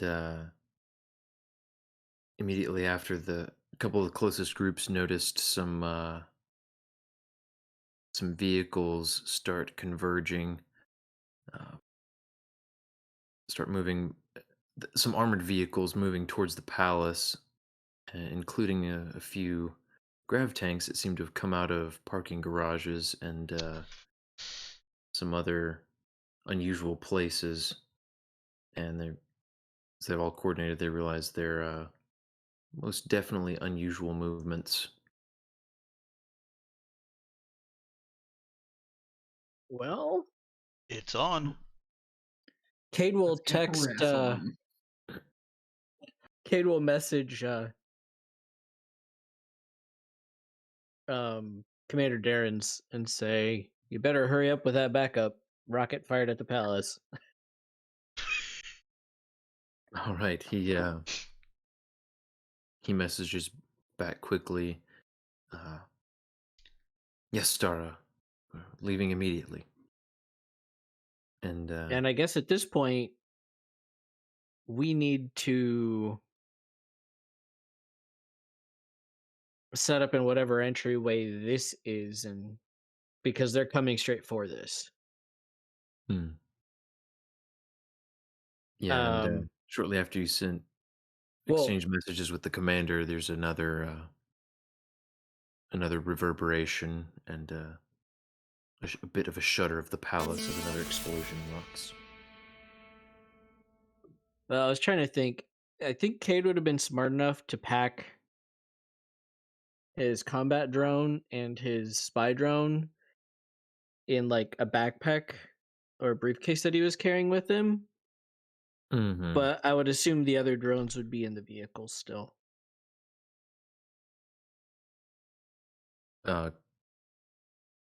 Yeah, probably so. Yeah. So Cade will probably be opening his backpack, getting those set up and ready to rock, and look at one of the henchies and say, "Hey, would you open the van so that we can activate the other drones?" And get one of the henchies to go do that while they secure the entryway, I guess. All right. Nero yells at Cade. Oh, Why did she yell at Cade? I may be taking some liberties here, but I'm kind of I'm seeing this scene where Nero immediately starts checking everybody's comms to get them all on the channel and the server and everything, and Cade's just sitting there texting, not doing anything, and she gets right up in his face.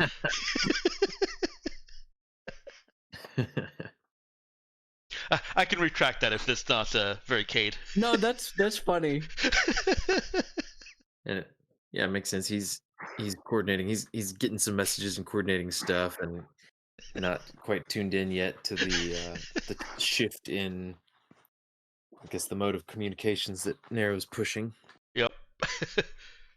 Nero's actually Yeah. happy to have got that comm server is all up and running. She doesn't know how all that stuff works. She just knows it does.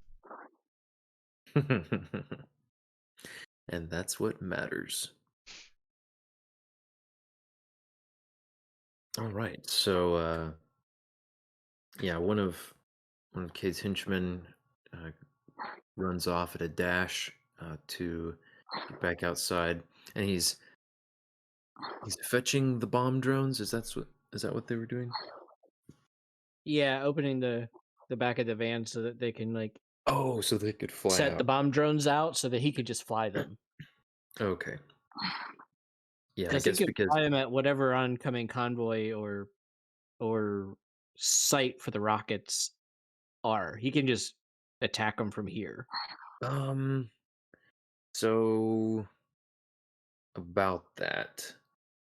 Oh, this is the jamming situation. Yeah, so you can operate them with line of sight. Yeah, I don't remember if we covered this very explicitly before, but something that We never had to. Yeah, you guys, you've done some wired operation before your implant, but with your implant, my thought process is that you're spending that much money to get this specially designed drone control augment in your brain. It comes standard with the hardware to do, either jack in the base of your skull and operate drones wired, or you can slap on you can basically do a line of sight laser transmitter type thing. That's a little bit conspicuous, but also stylishly designed. I see. That sort of hooks on and is kind of like a Well, but wait, if almost we're like a- flying out of the palace, could we get out of the restricted air zone by line of sight? Nah. No, because it's they've wow. got they've got it shut down. They've got the radius covering a good little ways. All the grounds, so unless you're Yep. going off campus, basically. But yeah, you could still he can still go do that. If you go outside the front of the palace, you could still operate those. That way if you wanted to. So still not a bad option to have. Yeah. Now you guys were talking about posting up at an entryway. So I guess if we can briefly if you guys can briefly tell me what you're thinking about. Let's just take a couple minutes here, because even in character you wouldn't have too much time to decide this, so I am going to push this a little bit. You need to decide where you're going and what you're going to defend right now, because you guys are inside. Are you going to wait inside for any troops or fighting to get to you? Are you going to continue further into the palace towards the king? Are you going to go back outside? Well, do we think that this is a diversion for the teleporters? To just kind of teleport straight to? Where do we want to be? Do we want to meet the incoming attack head on and risk teleporters actually going to the king? Or do we want to go to the king and risk them not sending teleporters and missing all the action? Oh man, Mm, it's a gamble. I feel like being here in the doorway, we've got kind of a choke point where I guess non-teleporty people, Mm-hmm. and I guess even well, no, I guess if they're high enough level teleporters, they can blind teleport into places. Well, if they've been in the palace before, they don't have to blind teleport. Or yeah, if they've yeah That's the big many risk we people have. been Why would directly they in the have been in the presence of palace before? That Yeah. seems preposterous. High level military men, they never get tours of important government buildings. Nah, that's Oof. silly. So, Ben, we know where they blew where they sent the rocket. We've got some intel from the tunnel snakes about what grab tanks are, where they're coming from, and what direction they're moving. Is there any way we could make a tactical analysis of what their actual, like, most likely entry point will be for the forces that they intend to send in? Yeah, so just for the sake of time, I'll sort of level with you guys. There are some reasons, trademark, why why they're doing this, but the way you guys came in is the way to approach the palace. The rest of the grounds, it's been designed, built in some sort of way that it's just impractical to attack it from any other direction, Okay, very intentionally. So that's good yeah, no, news. you guys really only have to worry about the one direction. Now, once they get on the grounds, they could potentially, try to spread out and flank, or come at the buildings from some other angle a little bit. But even then, that's the terrain is not particularly friendly to troop movements. So Yeah. it's gonna be it's most likely looking like it'll be a head-on assault. That does Now, narrow things down for us. It means that yeah. there's one of two locations that we want to be in. Mm-hmm. Exactly. What do you guys think? There's risks with each. They might not even teleport in. We might wait at the king and basically just let them come to the king. what's Saoirse's range for detecting something like a teleport? Good question. Ambiguous. It is line Narrative of sight. range. It is line of sight or audio range. How much sound does a teleportation make? That is not something we have established explicitly. We have so far, it's pretty much always been in a situation where there are walls and or closed doors between between Saoirse and some of these, and she's been able to hear even through a few rooms a couple of times. um for frame of reference, back at the warehouse, um she was able to hear teleportation attempts on the roof and outside, kind of immediately outside the warehouse. Um,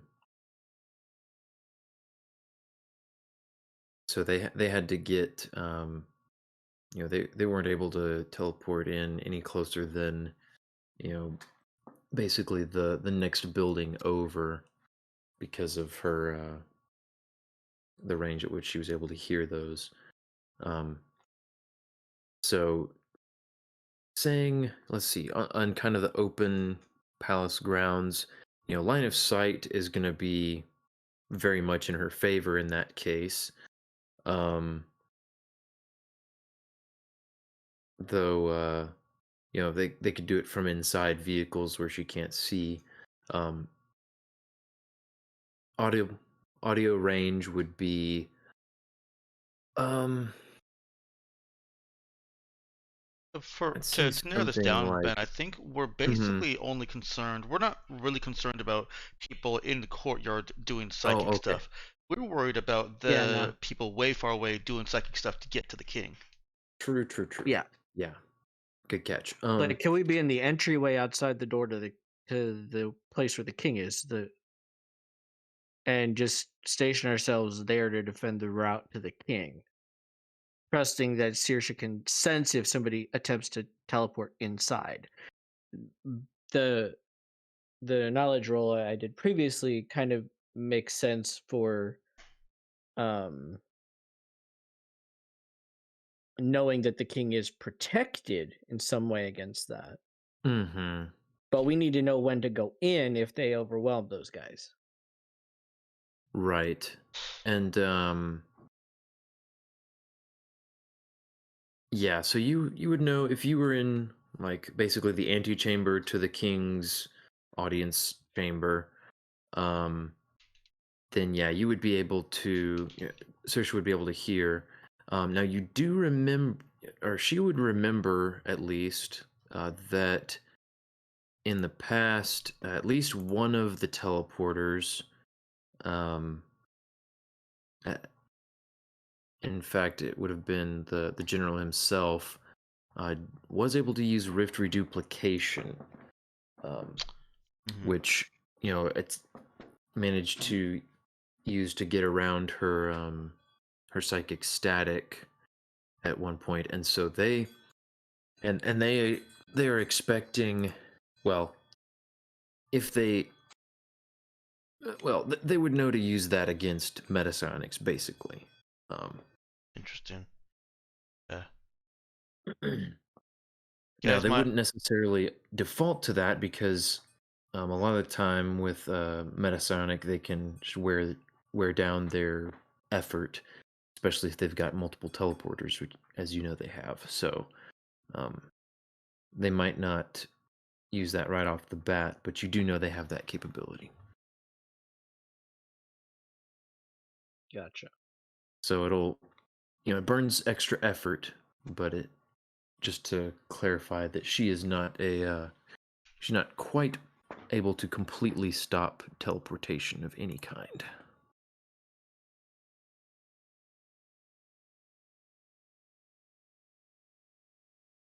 So, are we leaning towards antechamber then? that's my vote. Thinking for the king?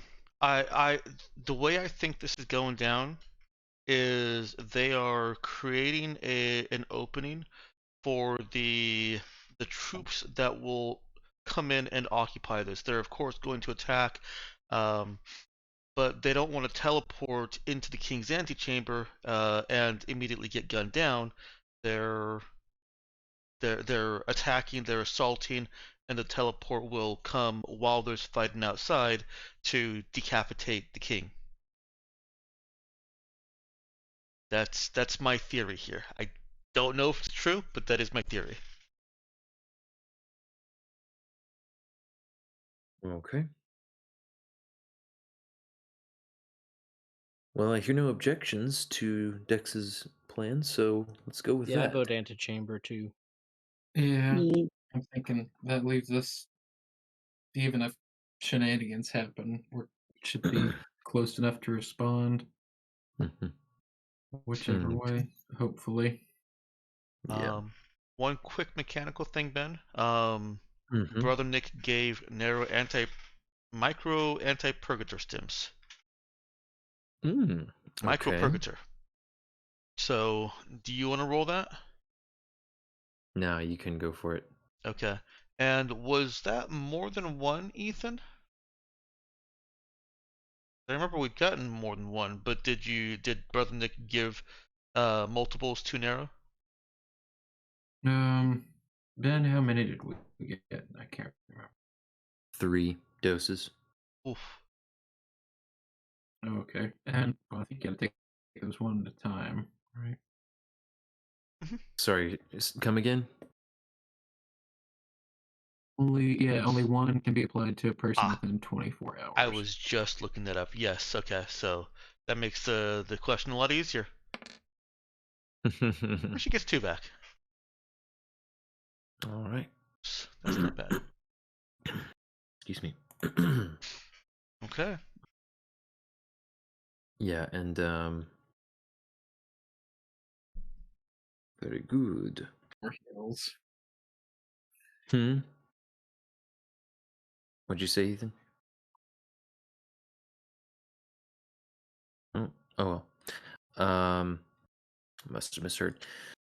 All right, so you guys press on. The confused and somewhat terrified-looking palace attendant is snapped out of it by your assertion that you need to continue to see the king. It's more urgent than ever, so she steps it up and is just scurrying, just about jogging to get you to the king's chamber. Now, is And Daddy Breckenridge there? Are we gonna like be in the same chamber as Breckenridge and King? Or are we cutting the line? so the impression you were getting was that you were going to be in the same line as Daddy Breckenridge, probably not far behind, if at all. But yeah, this is so you'd be going to the same place where he was also going to be waiting. Okay, great. And let's see. This might seem like a silly question. I'm no, I don't need to ask that yet. No silly question yet. Okay.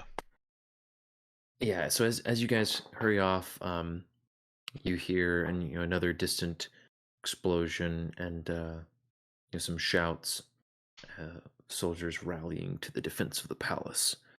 And as you're going, Cade is getting some messages. Sorry, I keep saying Cade.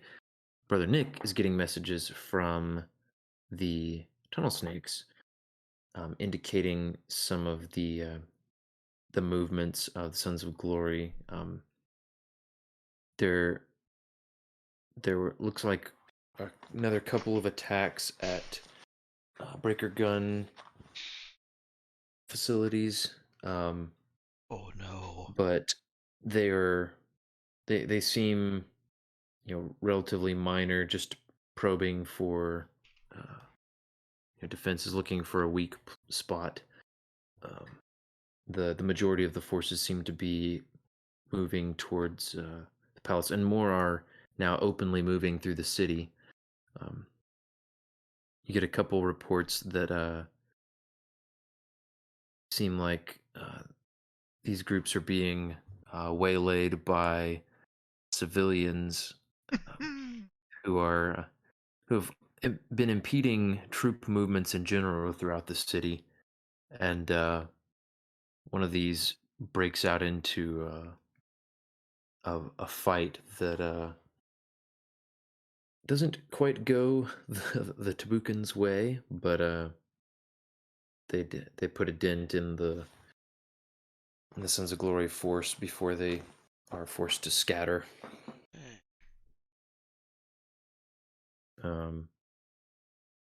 But yeah, and from the report you're getting,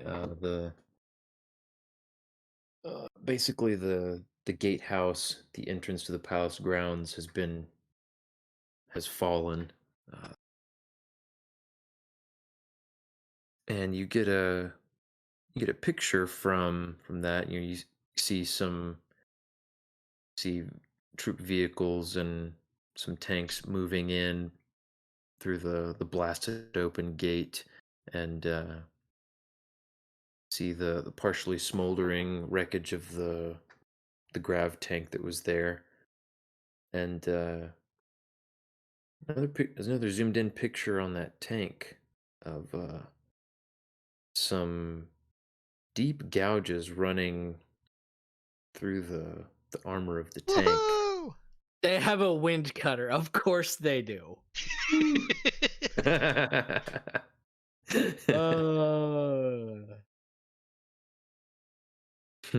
It's narrative arc fulfillment time. baby.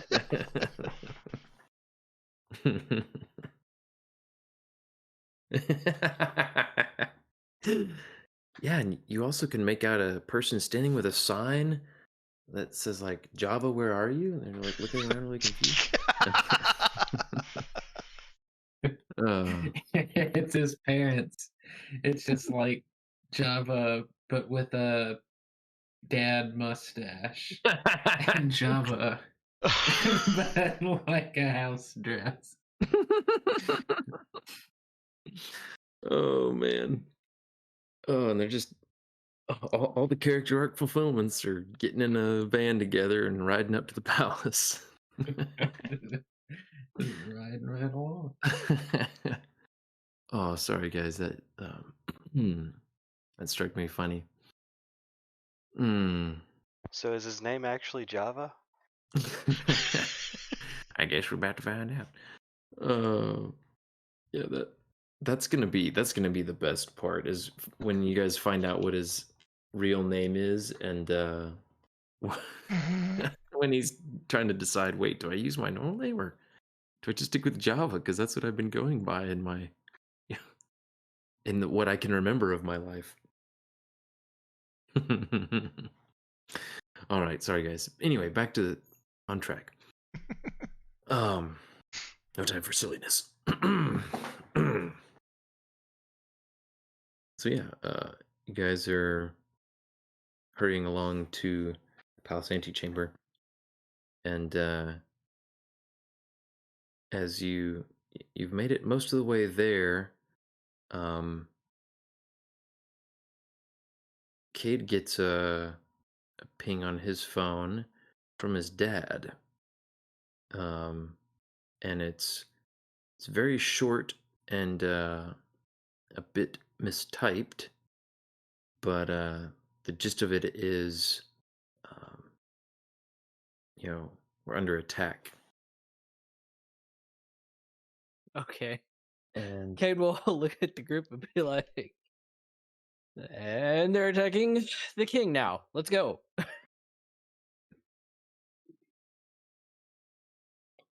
And So he'll you be guys pulling are- out his combat drone while he runs. all right, nice. Saoirse notices as you all run, are now running down the palace, halls and through chambers. She passes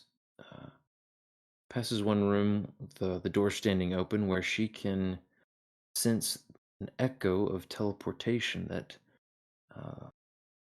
must have happened only a few minutes ago. Oh They- my. They were already staged here. They were just waiting for the attack to make their move. Well, Ugh. I say already, but Ben did say only a couple minutes ago, so it was coordinated. Yeah, I mean, do they? Okay, continue. Oh, okay. Yeah, you She'll guys. share that information with the crew. And as you turn a corner, the attendant stops in her tracks and gasps into her mouth as you come across a couple palace servants laid out on the ground, and one soldier in uniform also laid out unmoving. Are we in the antechamber here, or is there? Not yet. This is the hall, the last hall before the entrance to the antechamber. Okay, but we know which way to. Basically, we don't need her Mhm. anymore, right? Correct. Okay. Narrow sprinting, Okay. as well as she can in power armor. Yeah, I guess it's time to book it. Before. go ahead and give me an exert check with dexterity. And that was with a And -2, you said? is that what I said? Let me see here. I believe I did say for skill checks I would not go beyond the -2 because of trying not to get too Yeah, I think he said -4 for attacks and -2 for skills. yeah. I think I will go with that. I had not been for sure about that. Yeah, go ahead and roll that.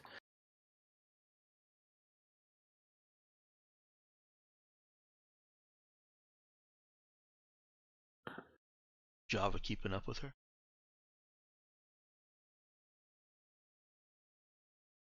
He'll try. Feel like he can outdo you. No way. Sure, let's get an exert check from Java with dexterity. Exert plus false. Exert plus false. Great. But it's +3. It does the Oh man, you rolled a 12 nat. Yeah. trick. Man. Oh yeah, and you should have actually had another +2 for the dexterity. Yeah, there's something funky going on. So I'm glad it's not just me So tonight. Java rolled a 17. He got there yesterday. Literally. Time man. folds around him as he runs towards the This is chamber. when Java Oh, wouldn't finds you love out, that? wait, I'm actually a teleporter. Wait a second, I'm the Flash? That's why I was glowing funny when I pulled that stunt before. My goodness. No, so That would be the thing that I roll a perfect roll on. Just saying. yeah, sorry, you use your one for the night. This is the Wait, is first everybody rolling period. an exert check? Yeah, we might as well. I guess now that we've established that this is determining relative speed here. And This with is not Dex? going to with either with Dex or if you guys want to establish something different, the particularly for Narrow being a little more clumsy in her suit. Yeah, you can use the another strength of physical attribute. Brother Nick's quads propel him forward. My quads compel thee.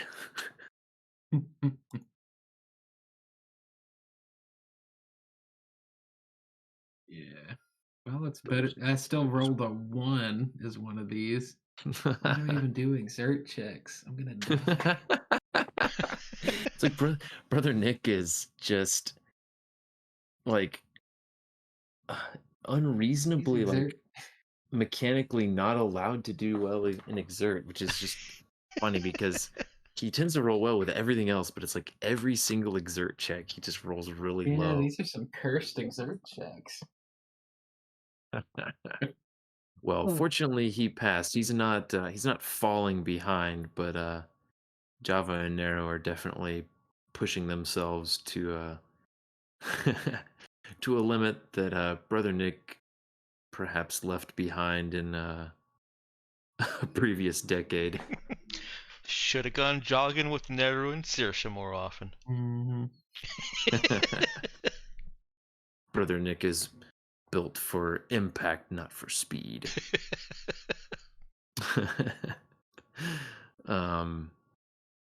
Oh yeah, and I guess I should do this. Left. All right. Well, Brother Nick is not the last in line.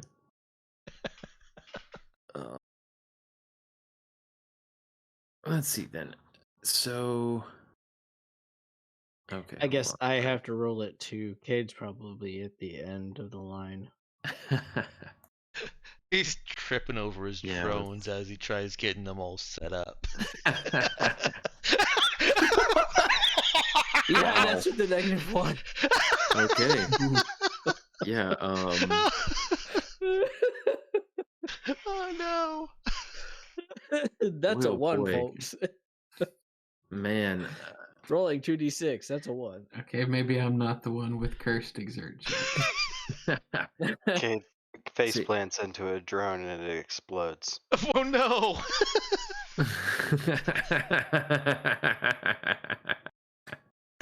Maybe he's trying to Man. move along like he stood 1 foot on each drone like roller skates and then just taxed to their limits.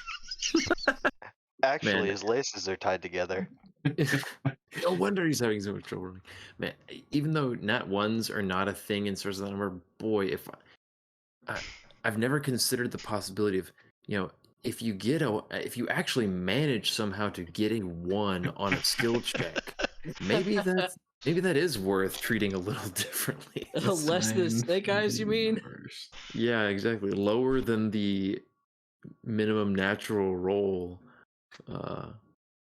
I guess I would basically be like, if you, because that's double nat ones essentially, with the negative modifier. But no, I'm not going to do that to you this time. But that's food for thought in the future. That could be a fun, just way to accentuate how incredibly bad you are at the given thing. But no, yeah, Cade is definitely bringing up the rear as Saoirse say that Saoirse was slowed for just a moment. She started to check on the fallen palace staff in the hall, but she was able to almost immediately tell they were beyond her help.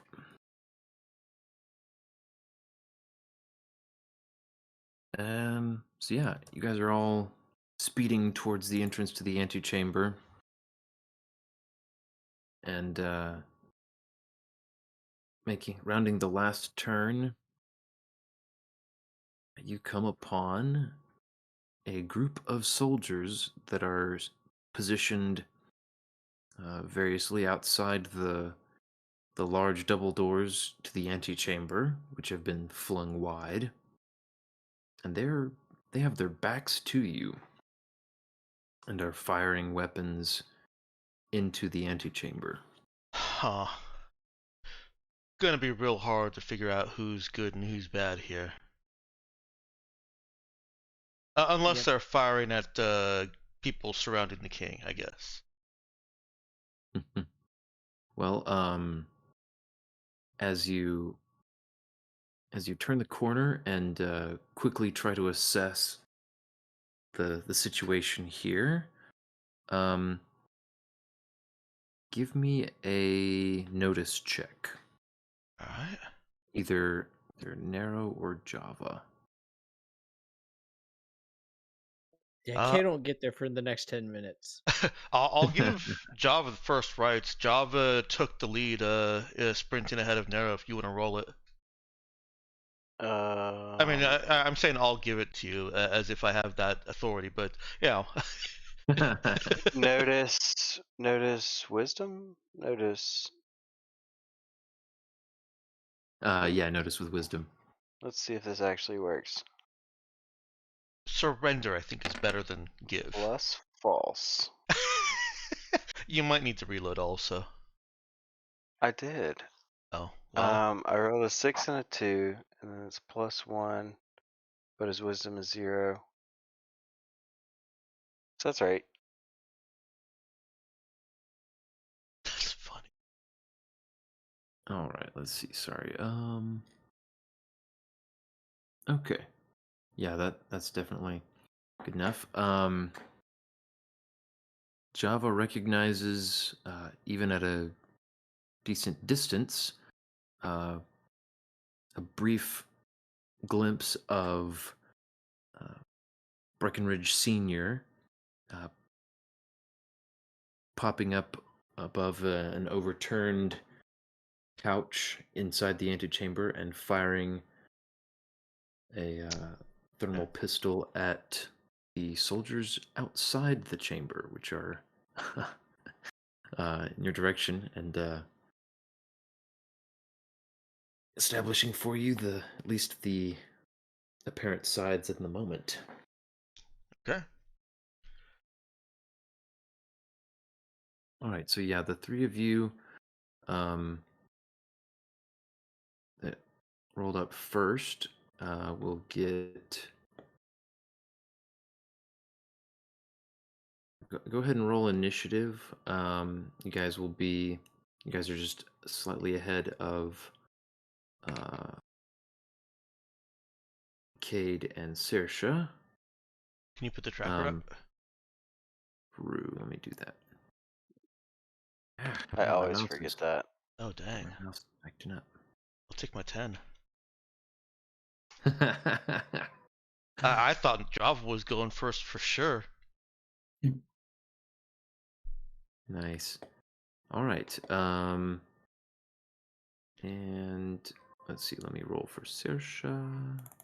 Avery, if you roll one more time, you can just go and edit to whatever you rolled to the 9 that you got.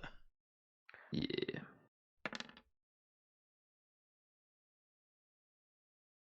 How? Were you clicking on your token when you did that? Well, here, I can take care of it. I'm Yeah. on my token. There we Okay, go. let's see. I can also just manually add a token to the turn tracker. Don't do it, Ben. He has to learn. if you Done. guys don't- So how many times did you roll? I rolled another 2. At least it was only one dice. Yeah, that does make it slightly better. Yeah.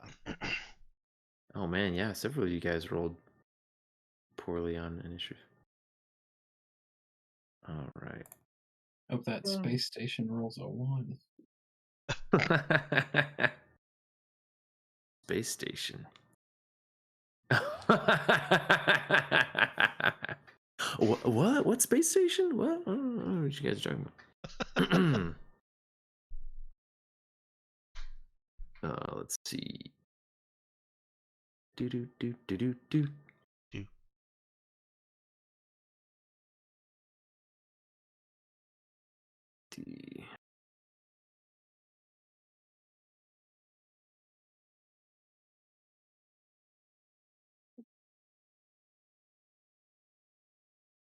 Why is this acting weird? Okay, there we go. Just because it's tonight with Roll20. Yeah, man, Roll20 has been very much not helpful.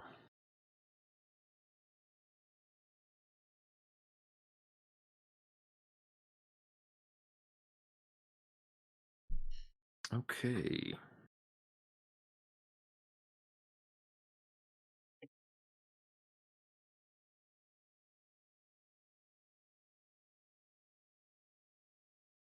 And boy,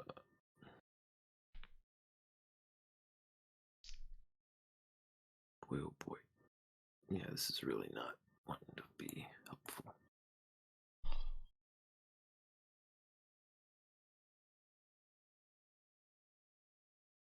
Okay, so yeah, Nero's going to be acting first, so let's go ahead and hear what she's going to do. Well, is she close enough that she can make it to those soldiers, and are they near enough that she can attack them both? Not with melee. She can't do that this round. Okay.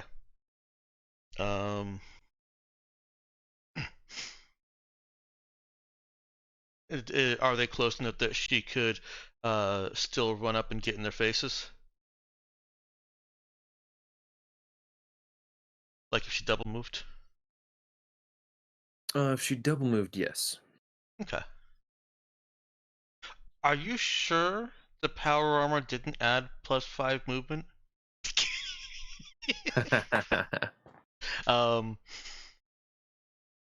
I think Nero will say to Java, hmm.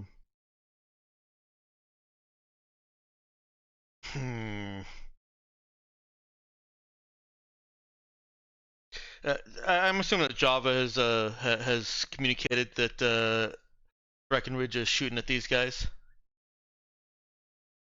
I would imagine so. Oh yeah. Okay. All right. She runs up. She is running past Java. As he's I'm assuming getting himself ready and positioned to take a shot if he's gonna shoot them.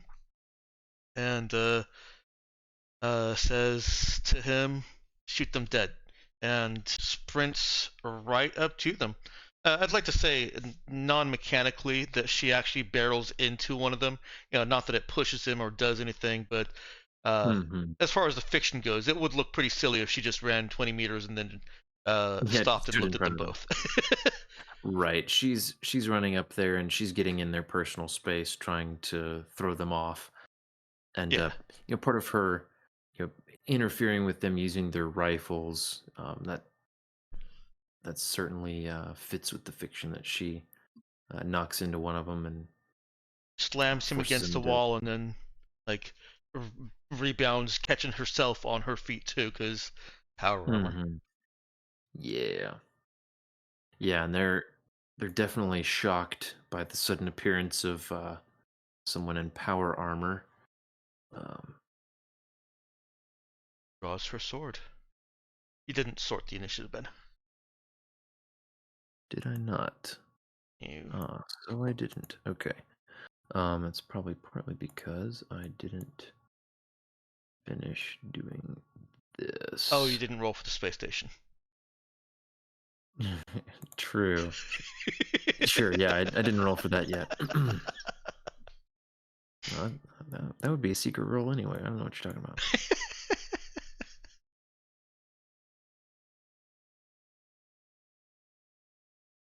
Right. Splatter one of them, dude. Sorry, say what? Oh, I'm saying to Avery, splatter one of them. Oh, yeah. Let's go ahead and get Java. We are Wait coming up for it. on the end of our session, but I think we can probably make it through one round. All right, so Java's up. What's he doing? How many guys are there? There are Within? 6. Alright. Oh, Dava's just gonna run up to the closest one and, like an absolute madman, whip out his spike thrower, and he's gonna try and pop that thing in burst mode. See what that's about. Oh boy. Alright. But unfortunately, my sheet is still misbehaving, so I'm gonna guess that burst mode is the second false. Oh no, you do. Have you tried closing your sheet and opening it again? Let me try it one more time. Because I did that for Danielle's, and that helped. Let me just try it one more time. Aha! Burst, yes. I'm sorry, guy. Oh, heck yes. Oh man, and that's with rolling 2 1s for some of the damage. Nice, All right, Avery. so, Nice. what part of the soldier was he aiming for? The gut. All right. So This just got really dark really fast. yeah. Since this is a family-friendly stream, No, exception made for tonight. he fires the I was spike told to thrower. splat him. It makes a little pop, and the soldier What? goes bonk and falls on. I'm sorry, guys. I'm sorry. Yeah. Yeah, fair warning, family-friendly mode, disengaged. Yeah, there's blood and So- viscera everywhere now. Did The you guys read soldier. it says some weird stuff.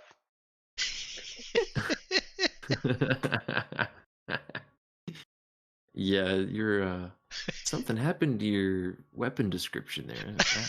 Roll20 is acting up real strangely tonight. Yeah, no, so he catches this soldier as guys starting to turn towards the oncoming threat, and a moment later the soldier is left clutching clutching a hole in the side of his torso, through which he is rapidly losing most of his life force. he tumbles over in shock, uh, decorating the floor and the walls around him.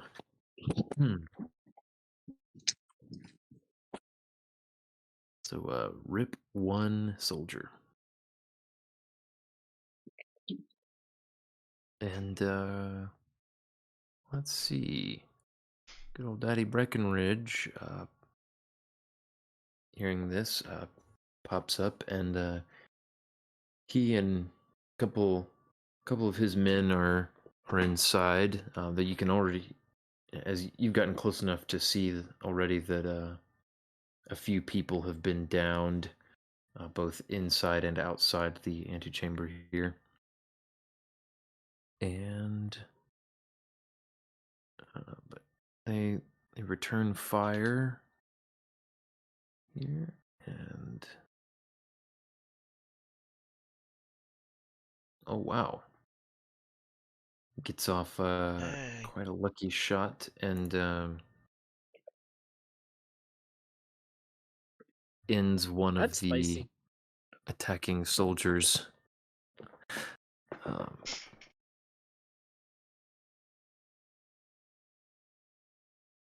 he shouts.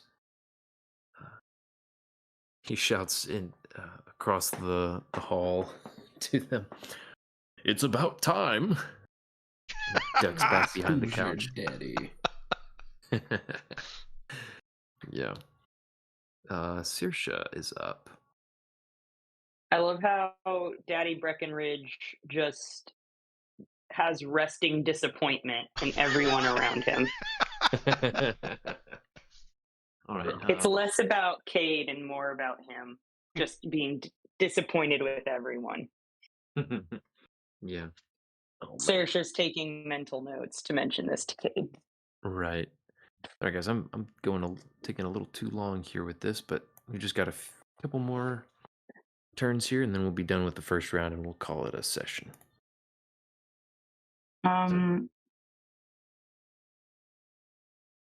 Cade's dead last. What furniture is in the room? There is. So you guys are, you're about to turn a corner that will bring you to entrance to the antechamber. Inside the antechamber, there's some chairs and uh, you know some other furniture, including a couch that's been overturned and used as a barricade. As a barricade by who? By Breckenridge Senior. Ah. The soldiers out in the hall aren't really using any furniture as cover. They, a couple of them, they're using some kind of some of the like sort of alcoves in the sides of the hall that are as shelter. But coming from the direction you are, they don't. Most of them have any cover at all. Yeah, and as far as furniture, there's maybe a couple like small tables. Nothing significant in the hall. So this is where we are right now, is in the hallway? Correct. Okay. There's not like a fancy chandelier or anything?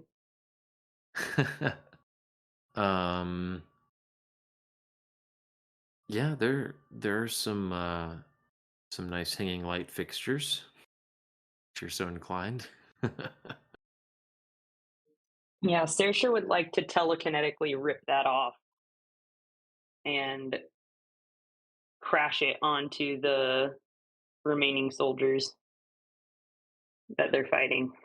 Okay. The way they're spread out, she could hit she could drop it on one of them.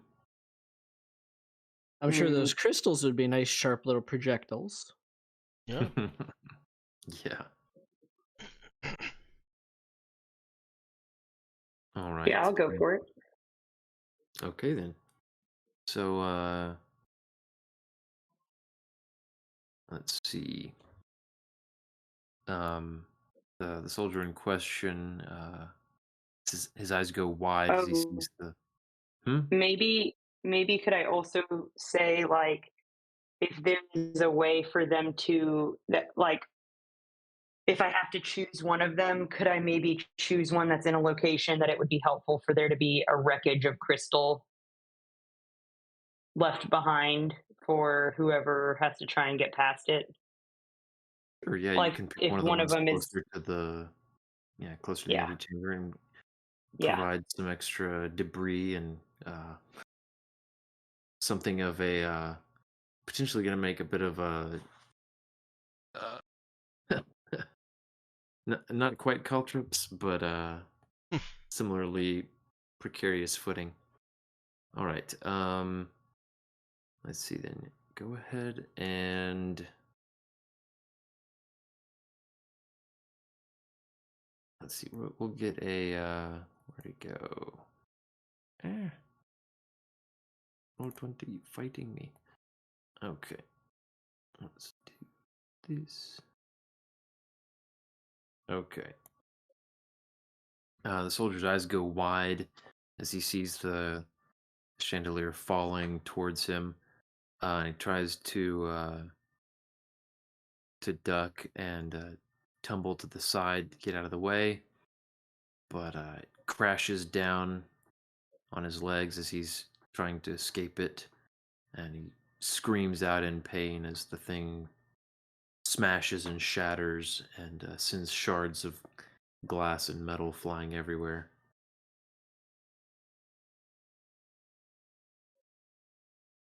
He ain't looking so good.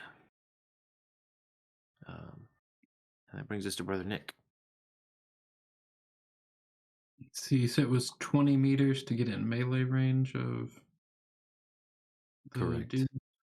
Yeah, the ones that are closest to your end of the hall. See what? I guess that's why I've been hauling around a plasma projector. Oh, close 10 meters of the distance, Oh boy. and I'll try to pop. I guess the dude who got shit. Well, no, not chandeliered. Is there still anybody healthy looking? Oh yes. You could Pick take a out the healthy one looking that's person. next to Nero so that she can move in deeper next turn. Oh, pick off. Yeah, that sounds good. Pick off the one next to Nero. Okay. Let's see that first. plasma protector around. Woo! Oh boy. All right. That is another soldier missing a large portion of its upper body. Uh, the with a incredible explosive sound, that sphere of plasma just rockets across the hall and just practically evaporates majority of the soldier here, and he falls to the ground twitching.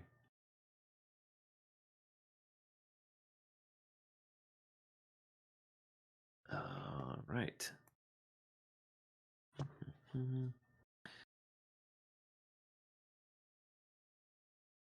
Okay, so these let's see, what have we got?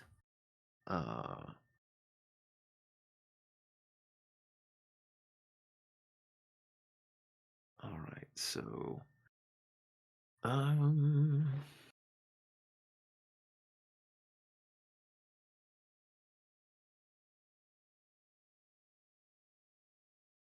so these guys are caught between a rock and a hard place. Um, Might even say that their options are narrow. Wow. yeah. They're both going to dash for the antechamber itself, and once in, they're gonna turn, uh, and they are running full out. They're not taking any thought for firing back, and looks like they're probably making for a side haul, trying to get out of Dodge here. They're running away, right? Not past any of us. Correct. Yeah, away from all of you, into the room, kind of, sort of past Breckenridge and his people, but not. They're far enough back in the room. Right. It's they're not in any direct threat there. They they crunch across the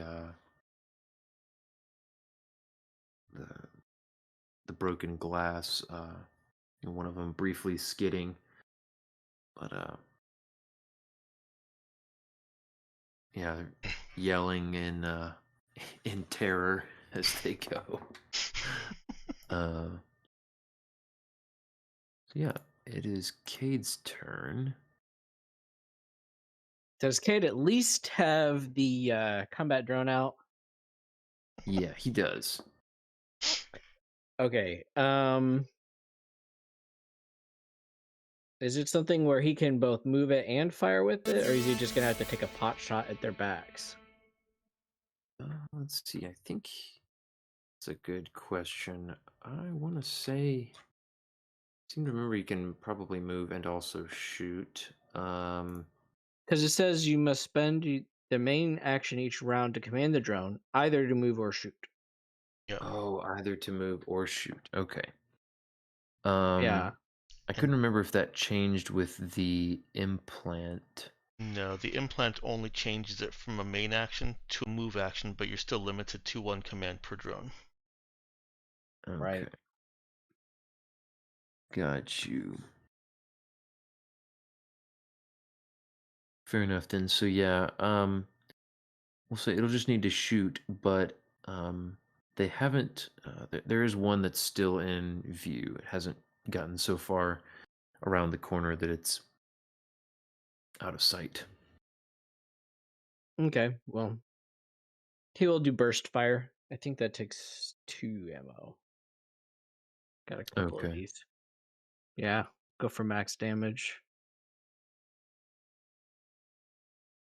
Let's see. Ooh. Natural 20. Everyone Okay. rolling good on damage. Mm-hmm. And Yeah, good attack rolls and damage. yeah, and Cade hitting something. Yeah, Mhm. did that actually hit at 16? That did hit. Ooh. Oh, wow. So burst of Did laser Daddy fire. Breckenridge see it? This running soldier is cut down and practically falls on the couch Daddy Breckenridge is hiding behind. Well, there you go. And then Cade will use his move action to run up into one of the alcoves they abandoned as cover. Okay. Very nice. All right. Well, that will conclude this this session. We'll pause it there. Just as you hear shouts and some scattered laser and gunfire behind you. Hmm. Hopefully that's back up.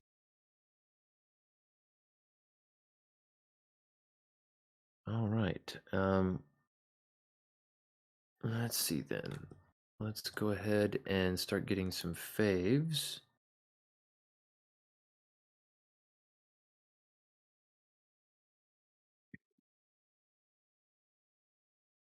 Uh, let's see here. Sorry, trying to juggle my tabs here on this teeny little thing. The things I do for audio quality. It has been good. Well, good. I'm glad to hear that. Yep. I think I mentioned earlier, I spent probably an hour and a half today just trying to get, drivers tweaked, and there was some stuff I was trying to do that required an updated Realtek Oh, codec wow. or something, and yeah, I s- in the process, I've somehow managed to end up without a Realtek driver at all and unable to get one installed. So I still don't think it's any of that. Like, we're still hearing it, but it's way quieter than it was. I still think it's just like electronic interference, like when you run the microwave and you hear that buzzing over the TV. Back when TVs were TVs. really, so you're still hearing it even now? Is the Occasionally, fan Very, very quiet. Mhm. Yeah. Very quiet. is the fan on that laptop quieter than your computer? Dang it, Avery! It definitely is. Now I will. I will say. I was Coincidence? gonna say, Dex, that he did actually like completely leave his office. So like Yeah. the electronic interference would not be what it would have been Yeah.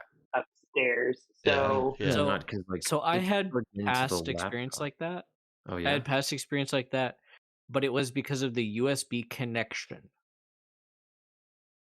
Yeah. See, that would put that would make sense. I'm using USB port in both this laptop and my computer, and I don't know if Mhm. if you're supposed to like get a special some sort of special card that has a really good USB We port. tried diagnostically like using different ports last session, and it didn't really seem to make a Did you difference. try using a different USB cord? I did not. This is the cord that came with the microphone, so I assumed, and this being a pretty nice microphone, I kind of assumed it would be a good enough cord. Yeah, they can be damaged. Well, let's do faves. True. Sorry, I didn't mean to tangent. No, you're good. Yeah, let's go ahead and do that. So Avery is first. I'm gonna go with beating Narrow at something, even with a handicap. Java's gonna carry that victory with him for the rest of his life. Because I don't think he ever won any sort of check against Nero before. And he's You don't been think so? since no, I don't think so. Since the beginning. I mean, it was like the hamster Huh. wheel that he miserably failed. And I don't think he's won one since. Okay. Aside from that one time. At least not a He- significant one. Yeah, I mean, there was the one time where he like tackled her. There was Okay, also yeah. the ketchup. Oh yeah, the ketchup, that was a pretty big one. He countered her ketchup attack. Remember? Okay. Fair enough. This was But- the coolest one. Let's see. this That one's was all gonna rank fun. at the top of the list. Yeah. See, that stuff, that was all fun and games. This means war. Literally. Quite literally, yeah. Or at least insurrection. Yeah. All right. I don't know what to call out here. Boy, oh boy.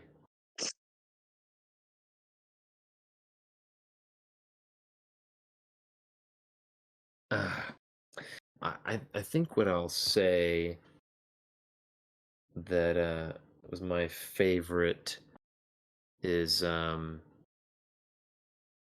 just gonna say the party's decision making, and that might sound kind of lame and vague, but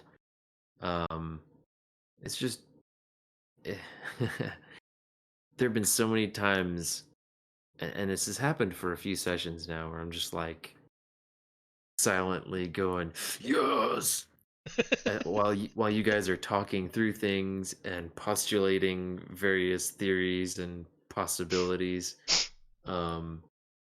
because I've been trying to like give hints or portray things in a certain way, and it feels like it's coming across the way I hoped that it would. And it's there have been just enough times where like I sort of tried to telegraph something or drop a hint, and either you guys or whatever group just kind of like blows right past it, doesn't even consider it as an option. I'm like, oh man, okay. Maybe I don't know if and it's not always just because I did something wrong, but it just feels really nice when the kind of the breadcrumbs and hints you're trying to lay when the communication gets across without just having to spell it out. So that's cool. Good job, guys. Nice.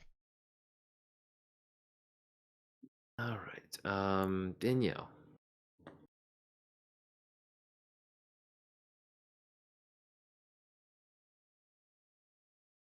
Babe, are you unmuted? No, she's not. Okay, we'll come back to her. Dex, what about you?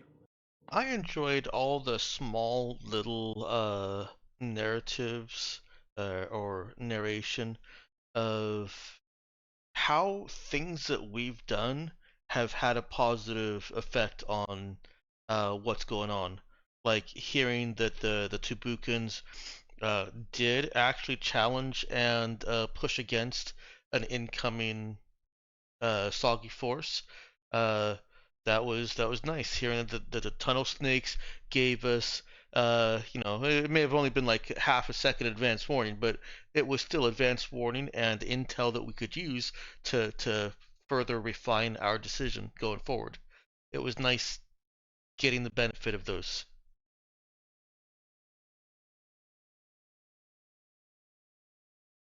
Yeah. Well, good. I appreciate hearing that one because that was something I'm glad I didn't forget entirely. I don't know if I feel like there might have been a couple things that I could have uh, said a little more, but yeah, I was realizing t- to help this not feel anticlimactic or anything, I think it would be helpful.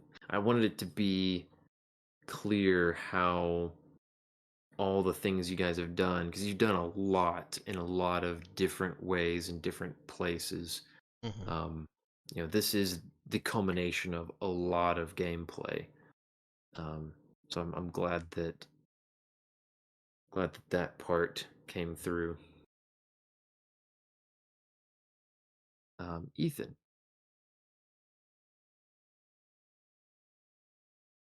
Oh man, I don't know. It's just being in the end game. Or it's a lot of fun. Get to this calm.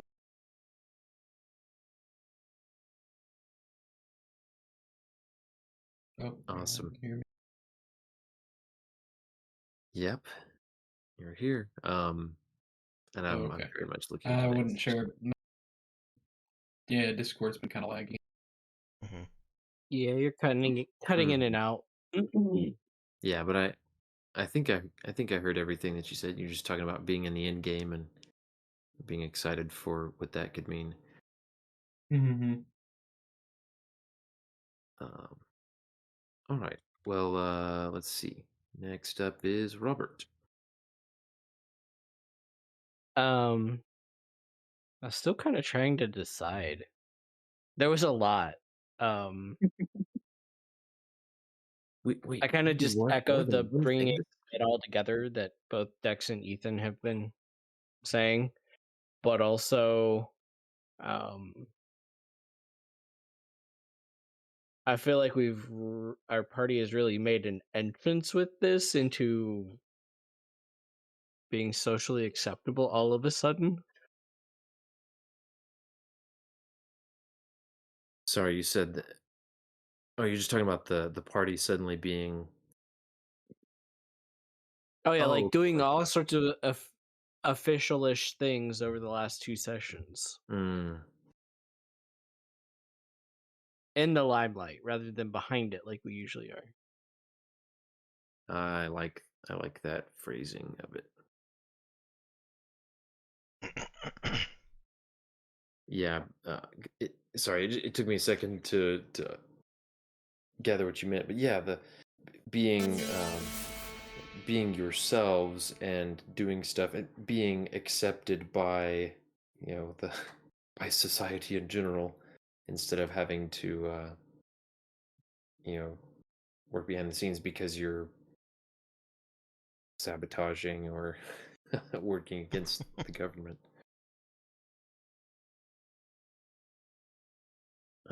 Yeah. Kind of nice being the good guys. Mhm. Yeah, for once. I'm definitely looking forward to how that plays out, and how you guys try to leverage that in the aftermath of all this stuff. All right, Danielle, coming back to you.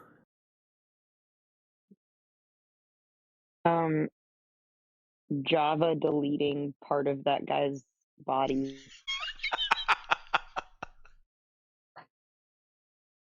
With his spike thrower.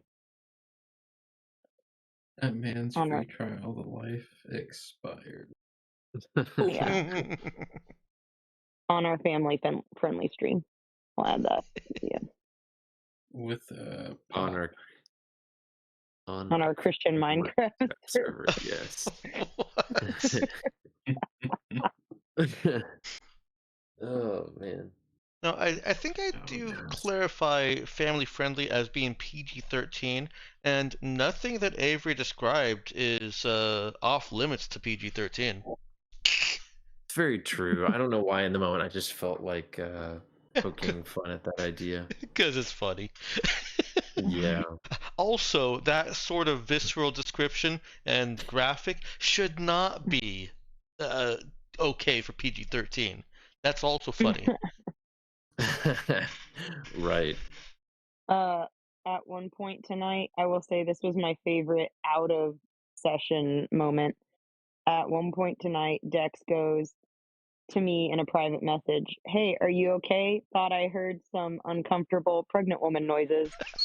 And I was like, well, TBH, trying to figure out if I'm having contractions or Braxton Hicks. So not so great. And he was like, "You're not allowed to have a baby on stream. We are not that family friendly." So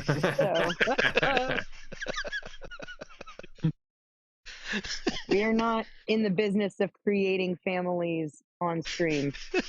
Just that is official Dex statement stance on that. So Yeah. That was my favorite out of stream moment. Being told I'm not allowed to have the baby on stream. Yeah. Because it never likes it when I do that. There we go. What? Sorry, I'm fiddling with formatting stuff. Problem Could you with wait? Could you asterisk. wait to not listen to me until after the stream? That would be helpful. I was typing while you were talking. I'm sorry. I was listening and getting I distracted. was listening, but also getting distracted. Actively listening. That's why I was trying to type the things you were saying before. 'Cause you tend to, well, you know. Before Ben says another word, and Danger. I may be overstepping here, but I'd also like to ask, can we all just kind of collectively add to our favorites Ethan's incredible speech? I did really like the That was speech. awesome. So Yeah. true. Yeah. Indeed. It felt very needed. Yeah. Trying to turn the tide with a Churchill moment. Great way of putting it too. Oh, how neat. When you've got a block of texts highlighted in Discord, and Mhm. text is added within it, it highlights the new text. Nice. Let me see if it actually did that or if it's just a graphical phantom. Let's see. Mm. Yeah, Graphical phantom.